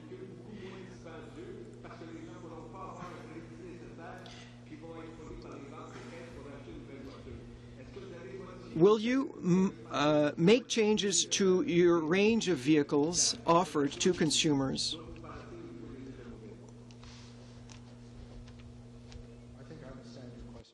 The challenge for any manufacturer is to listen to the voice of your customer. The good guys are the guys that listen and react quickly. They're the winners. The losers are manufacturers that don't listen to the voice of the customer and continue to produce product, and I'm not talking automotive here especially, this applies to any product. If you continue to produce product, design and produce product that the customer doesn't want, then you cannot survive. Honda, I can only speak to Honda. I don't know anything about any other automotive company. But Honda has always listened to our customers very closely, and we are agile enough to be able to react very quickly to what customers want. So, for example, next month we will launch a brand new small hybrid vehicle called the Insight. This is the second generation of Insight. It's the lowest cost hybrid in the marketplace. We haven't announced the pricing yet, but they did in the US. So we are now in a position where we can adapt our product lineup to match the income of the customer. Thank you very much, Mr. Chenkin. Mr. Lake. Thank you, Mr. Chair, and thank you for taking the time out of your schedule tonight to be here. I want to come back to a little bit of context, if I could, and I'm not going to read through all the quotes that I read when the Toyota folks were here, but I just want to point out a few things. Advantage Canada, our plan in 2006, 2007, we did several things in there. One of those things, though, was to reduce taxes across the board, including a GST cut, 2% over a couple of years, about $600 on the cost of a $30,000 vehicle. We also started reducing the corporate tax rate from 22% eventually to 15% by 2012. Will make us the most competitive tax environment in the G7. Important steps. You know, when you look at the numbers in the G8, for example, all 7 other countries in the G8 ran deficits in each of the last 3 years previous to this one. Canada was the only one that ran a surplus in any of those years, and we ran a surplus in each of them. World Economic Forum, the most solid banking system in the world here in Canada, #1. I think UK was 44, US was 40. IMF and OECD saying that we're going to come out sooner and stronger than other countries, any other country.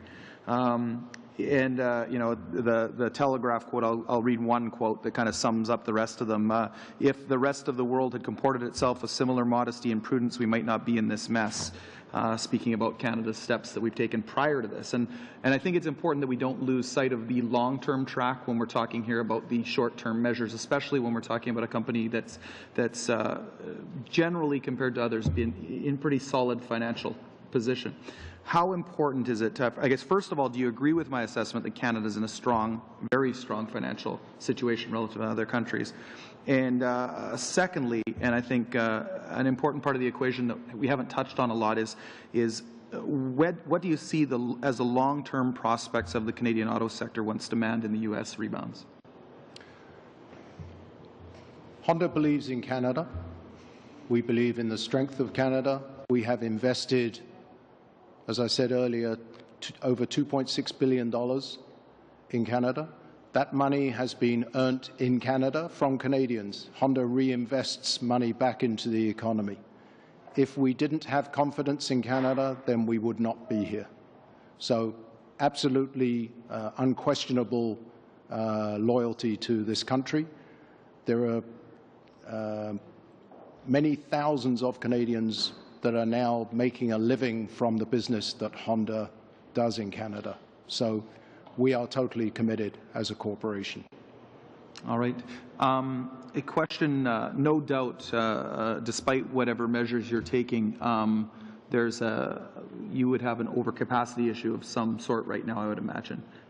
Can you quantify that in any way? It's very flexible. We have, as Honda, one of the most, if not the most flexible manufacturing system in the world for automotive.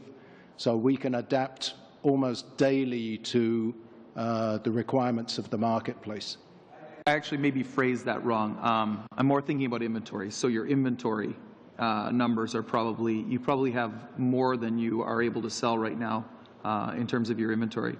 And I guess the follow-up to that, I'll just ask it now, is there a strategy, or what is your strategy to clear that oversupply, I guess would be the word that I'm looking for? We have been adjusting for the last 6 months. When we saw this problem coming, we immediately reacted. This is one of the advantages we have as Honda, is that we can adjust production very, very quickly in all of our plants across North America. So our inventory situation, while not perfect, is in actually quite reasonable shape. Have you laid off workers? We have not laid off any of our permanent workers, both at Honda Canada or at our factories. The only adjustments we've made is with temporary or contract associates, where we have not renewed their contracts as they've come up. On the supplier issue, we asked Toyota about this earlier. I'm curious to hear your take on this. You're generally, if I heard correctly, supportive of the loans extended to the other manufacturers. There are some concerns about all of the different things that we're doing in terms of making sure that they're done in a way that doesn't create a competitive advantage for one versus another. Is that an accurate characterization? We don't agree, and we're not asking for anything, but we understand why it's necessary. more neutral, I guess, would be a better way of phrasing it, as Yes. Toyota did. In terms of your suppliers, could you estimate for me what percentage of your suppliers are shared with the other manufacturers? Very difficult for us to determine that because we have a huge number of suppliers in Canada and the US, and we're not sure of those suppliers what percentage of their business Honda represents. So it's very, very difficult for us to judge what might happen. Is it fair to say that what we've heard from others that if one of the other big companies' manufacturers was to go down, there would be a significant detrimental effect to Honda Honda suppliers and to Honda indirectly because of that? I think we'd be remiss if we weren't studying the various potential issues that we'll be facing if that were to happen. Of course, we hope it doesn't, but we need to protect our supply chain. That's good. Thank you very much. Mr. Lake, will go to Mr. Massey. Thank you, Mr. Chair, and thank you for appearing here today. And I noticed in your brochure you're a very diversified company, actually fairly unique to the hearings today in some respects. There's some good news and bad news with that. The good news is that with this budget, if you're a Canadian taxpayer and you resod your lawn, you can get up to $1,300 in savings, so your lawnmower industry might do well. The bad news is that the scrappage program is still $300. So I want you to highlight a little bit about the scrappage issue that you've raised because it has come up as a regular theme in these hearings. Yeah. Honda, one of the fundamental principles of Honda, as I mentioned earlier, is to create blue skies for our children. And so we have always believed very strongly in any activity that will help the environment. This is not new. It's not a bandwagon we're climbing on. This is something that Honda was talking about 60 years ago when he started the company. So even though we are an automotive company or we're a company involved with mobility, the company has always tried to have minimum impact on the environment, way before anybody started talking about eco anything. So basically, all we see is a scrappage program is a must-have from a philosophical point of view. Right now, we're looking for a stimulus that will get customers out purchasing something again. What a great combination. It's a win-win opportunity for everybody. So we believe the government is heading in the right direction with a $300 program. But if you look at Europe, where it's in excess of $3,000, or in BC, where I believe it's, what, $2,000? Up to $2,000. We believe that kind of stimulus is necessary when there is no consumer confidence. People don't feel good. They don't want to go shopping right now. $300 isn't going to help. Okay. Yeah, and that's important. I just have to note, though, I'm not sure there would be a lot of counter-arguments about whether ATVs and Sea-Doos are actually environmentally friendly, but it is important to focus on what we can do for the automotive sector related to keeping jobs employed. Now, you mentioned in your statement there that you've only laid off temporary workers and contract workers. We're trying to get an angle in terms of the cost analysis between the Detroit Three domestically here, and there's been a lot of suggestions of what it really is and a lot of information out there. What percentage of your employees are contract or are temporary workers? No, I don't have those numbers. Would it be a significant number, or would it be a small portion of your operations? We're about 5,000, so maybe less than 10%.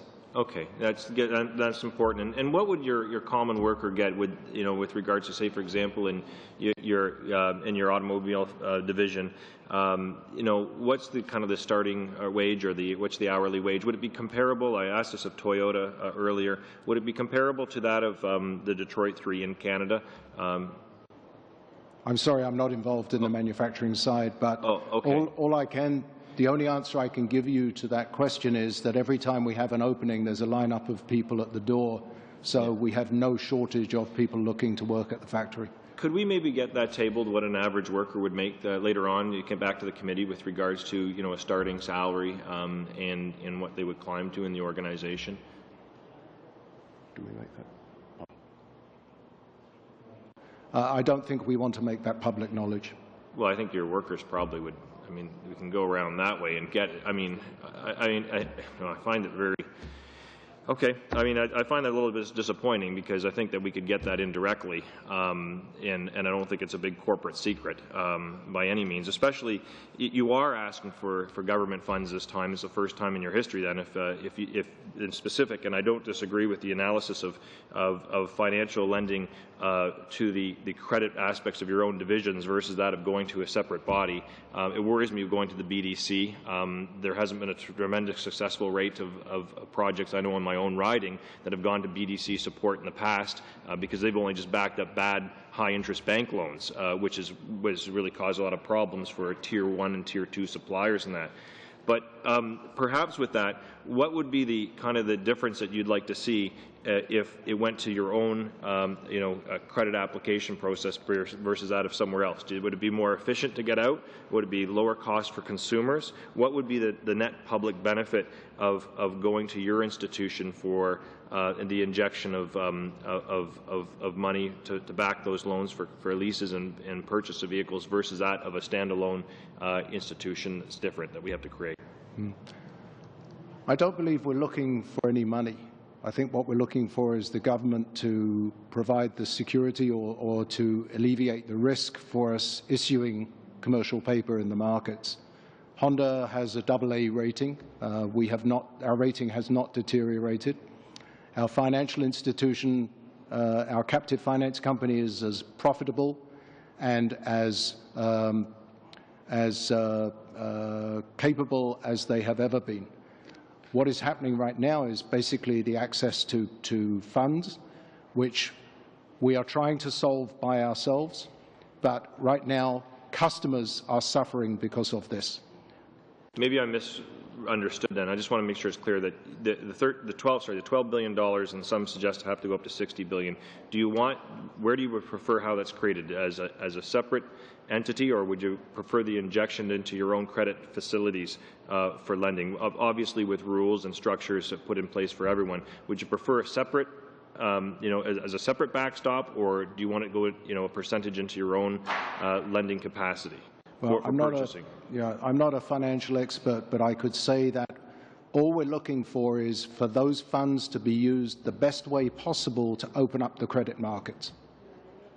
I just thought in your comments you said that you wanted it to go into your own credit facilities. Yeah, I think it's accessibility that's the issue. Thank you very. I really want to clarify. I appreciate that. Thank you. Thank you very much, Mr. Massey. Thank you very much, Mr. Chenkin. I just want to note that there have been other witnesses who have appeared in front of us who've declined to provide certain information which they think is proprietary to their operations, and I think in light of that, we as a committee have allowed that. Now, if the committee wishes later to compel certain figures from certain companies, we certainly can have a debate about that later. But I think for now, based on past practice, we'll just allow them to not divulge information they feel would be of a competitive or proprietary nature. So we'll now move to Madame Hall-Finley. Thank you, Mr. Chair, and thank you, gentlemen, for being here in this increasingly late evening with us. I've been refraining, but I cannot resist any longer. My colleague has talked about what a great financial situation this country is in, and I have to say I'm extremely proud of, in fact, the financial situation that this country is in and has been achieving over the last decade and a half. And I would like to point out that it was your colleague Stephen Beattie, Managing Director of Toyota, who in the earlier testimony acknowledged that Canada's financial situation is in the strong situation it is. Thank you to the effort of governments over the last many number of years, and I am very proud to be part of having been the government that in fact did take us out of deficit spending to surplus and did pay down significant amount of debt and turn our debt to GDP ratio around, which is regarded as one of the strongest aspects of the Canadian company. So just wanted to reinforce with my colleague that we are all extremely proud of the economic situation that Canada has been in. Thank you for the last decade and a half.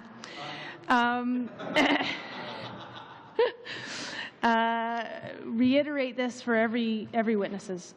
We are very concerned about jobs as parliamentarians, very concerned also about taxpayer money. You have talked a bit about recommendations. Appreciate that very much. I understand the recommendations from the consumer perspective and the market perspective. As with your colleagues earlier, there is not a specific recommendation there to the government to bail out General Motors or Chrysler, but you have said that in response to a couple of questions that would be problematic for Honda. If I may, because you can say that at the high level, but I am curious because we have to know in terms of alternatives what might happen. We don't know yet. If in fact General Motors and or Chrysler were to go into CCAA restructuring or equivalent to Chapter 11, could you elaborate a little bit on what, and pick the following couple of months, or 6 months, what would that eventuality do to Honda that has you concerned? And you can talk about what effect that would have on your supply chain, your own manufacturing, your own level of sales, et cetera. If you would elaborate a little bit, I'd appreciate it. Yeah, let me try. It's obviously very, very difficult to try and speculate what might happen because we're heading into uncharted waters, so to speak, with the possibility that these things might happen. The concern, our number one concern, is to get consumers back into our dealerships. So there is only, you know, as we've already pointed out, there's 2 or 3 things that need to happen to enable that. First of all, people have to feel good again, and right now people don't feel good. If, unfortunately, any other major manufacturer were to end up in CCAA, then the question is, what effect would that have on the Canadian consumer? No, and I don't mean to interrupt, but we have a pretty good understanding of what that effect that might have on the consumer. That's at the high level. My specific question was, if that were to happen, what would that do to Honda? What would that do to the supply chain, for example, that you share? Would that create a problem for your source of supply? Would it enhance people's desire to buy Honda cars? Would that be offset? Would factory capability be potentially available for a competitor to acquire? It's that level of granularity that I was looking at. I'm sorry, I misunderstood. So basically, I think, again, comes back to the consumer. What we don't know is what the consumers will do in the event that one of those companies goes into bankruptcy protection. Will that be considered to be the bottom? In which case people will go out and say, okay, it can't get any worse than this, it's time to come out and go shopping? Or will it create more fear? Nobody knows. As far as supply chain is concerned, as I mentioned earlier, we are studying right now what the impact will be on our suppliers, because we have, how many suppliers in Canada? 271 major suppliers in Canada. So it's not a case of a very few suppliers. Thank you very much, Mr. Chenkin. Mr. Wallace. Mr. Chair, and I thank you, gentlemen, for joining us here tonight. And I want to start the comments by, we've heard lots from different individuals. The idea of withdrawal for your RSP, which has a program that's available for a home purchase, I don't think has been mentioned. I may have missed it for an automobile purchase, so I appreciate that. There is a slight difference, I think, in the end value of a home, hopefully, than a vehicle, but it's something to consider. Your financial arm is up and running, I'm assuming, still loaning and leasing and for new car purchases. Is that an accurate statement on Honda financing? It is running, but nowhere near the same level as it was before the financial crisis started. Can you tell me how much of your business is leasing?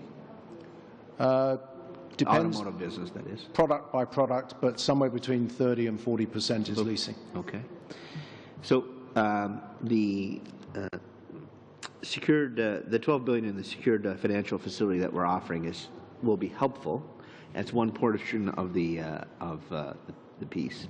The other thing that we're really discussing, in a sense, around here is we've heard from everybody that credit is an issue, and we have a facility for that. Whether it's enough or not, that has been up for discussion. There's no doubt about it. But there's another side of the coin, is that there may be a company or two come to see us about an actual loan, because I don't think it's a gift. It'll be a loan that I think the taxpayer will expect a repayment on for operating, like, to keep them in business. From a fairness perspective, since you're not one of that, likely to be one of those companies coming to see us, do you have a set of criteria that, as a member of Parliament, I should be looking for in terms of how that money could be used so that it doesn't give them an unfair advantage over those who haven't asked? Yeah, good question. I think our position, first of all, you're absolutely right. We're not asking for anything. But what we are asking is that anything that the government does, or anything that, any kind of program that is created by the government, should create, as best you can, a level playing field at the end of the day. For example, we have several situations where funds that have been injected into competitors of ours have been used for retail incentives, for example. So, in effect, we are fighting in the marketplace against another company that's using taxpayers' money to fund an incentive program that we're fighting against. In the meantime, we have a factory in Alliston producing 390,000 vehicles a year. We need to protect those jobs. Okay. I know, everybody's come to see us, and many of them said, well, we're not asking, Toyota, Honda, the automobile manufacturers, the international, the group, we're not asking for anything. But still, us putting up, us, meaning the Government of Canada, taxpayer, putting up money to support asset-backed commercial paper, is still us contributing to the credit availability. So we are still, you're still using the government in a way to make sure that money becomes available for you to be able to make loans and leases. Is that not accurate? Again, I'm not a financial expert, but what I can say is that the system is frozen. So once it becomes unfrozen, everybody benefits, not just Honda or any other company. What we have right now is a total lack of confidence from the major financial institutions around the world and in Canada. Something has to trigger the unfreezing of this. And it's been tried in many countries, but nobody's managed to make it successful yet because there's still more and more shocks happening every day. How much of your product is sold south of the border in the United States that's made in Canada? About 80%. Do you know, so you need consumers south of the border to be buying vehicles for our manufacturing on this side to be successful. Would that be an accurate statement? Absolutely. And do you know what the federal administration in the United States is doing to loosen up credit to consumers south of the border? Not familiar. Not familiar with that. Okay, thank you, Mr. Chair. That's all I had. Thank you, Mr. Wallace. Monsieur Vincent. Non, pas de question. Mr. Lake, avez-vous une question? Mr. Lake, do you have a... Okay, well, you know what? I'll just ask a quick question then, if I could. I was interested to hear you say something that hasn't really been touched on when you were talking a little bit about some of the other things that Honda is doing in addition to making cars. Because one of the questions that is always in the back of my mind is, if we're going through this process, and if and everybody talks about the fact that at the end of all of the restructuring, there's going to be a smaller industry here in North America, and that means one of two things. It either means that there are going to be people who are working that aren't going to be working in the auto industry anymore for the companies that manufacture, so the 6 companies, I guess, that manufacture here in Canada. Or the alternative that doesn't get talked about so much is that they could be working for one of those companies, just not making cars. And it seems to me that you've kind of touched on that. No one else has touched on that. Is there a diversification model, I guess, in a sense, that Honda has, or maybe you can explain it? Obviously, there is one. Could you maybe explain that diversification model that allows you to capitalize on the investments that you've made in technology, the expertise of your workers, to transition into other products that might allow you to keep workers where other companies can't? Well, no doubt Honda is probably one of the most flexible companies in the world when it comes to diversified product line, no doubt, and the ability to make decisions very quickly and move resources very quickly. One good example, where other companies are cutting research and development expenses, Honda is increasing dramatically right now because we know that we need to produce the products that this whole new world that's coming at us will require. So tough decisions made quickly, people moved quickly. In Honda, you don't work for one division, you work for the company. So to move from auto to motorcycle to power equipment and marine can happen at any time very, very quickly.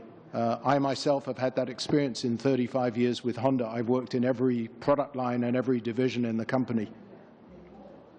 In terms of that increasing, sorry, it just led me to some more questions. So in terms of that increasing dramatically R&D, can you quantify that compared to other companies? Because I know that's a challenge right now, is that companies are at this time cutting back in terms of their expenditures. Can you quantify the... Difficult for me to quantify because obviously this is a worldwide activity, but Honda has always invested in R&D independent of profitability. So our research in Honda R&D engineering is a totally separate company which is funded by Honda Motors, and they have always been fully supported whatever the financial situation. So when we look at the skill sets of the Canadian worker, specifically the Canadian auto worker, and it's well known that we have a significant skills advantage here, where do you see the contribution of these skill sets in Canada if they're not in auto? For example, I had one conversation with someone from southwestern Ontario who talked about transitioning using workers that had been trained in the auto sector to build wind turbines. Can you maybe give me some examples of where you might see opportunities for some of these workers in the future economy? Very, very difficult to speculate. All I can tell you is that the quality of product coming out of our factory in Alliston is as good as or better than any Honda product that's developed anywhere in the world. That is because of the people. Good. Thank you. Thank you, Mr. Lake. Thank you, Mr. Jenkins.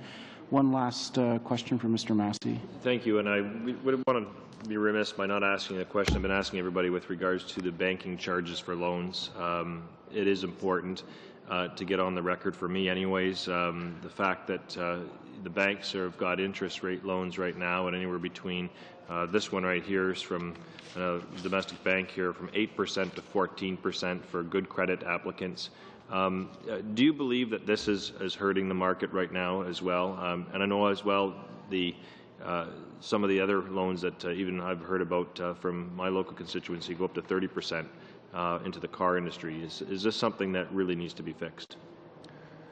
We know that under the current financial crisis, the cost of borrowing has increased and the availability of credit has become much tighter. So it's kind of a perfect storm for the customer out there right now. They're paying more for their loan if they can get it. I hate that analogy because that movie doesn't end very well. But I really want to be specific here, though, in terms of your credit financing. You don't have loans at 8 to 14%, do you? I can't speak to our captive finance arm what their standard rates are. Okay. Could we maybe get that tabled if it's not a like a secret of any sort? I think No, you can. We can actually. You can go to honda.ca and get the information right off there. So. That's it. Okay. Thank you. Thank you very much, Mr. Massey. I'd like to thank the two witnesses for talking to us tonight and providing us with your testimony. I'd like to thank in particular the committee staff for these long days and evenings, the clerk, the analyst, the technical staff, and the translators. Thank you very much for your efforts here. And this meeting is now adjourned. Thank you.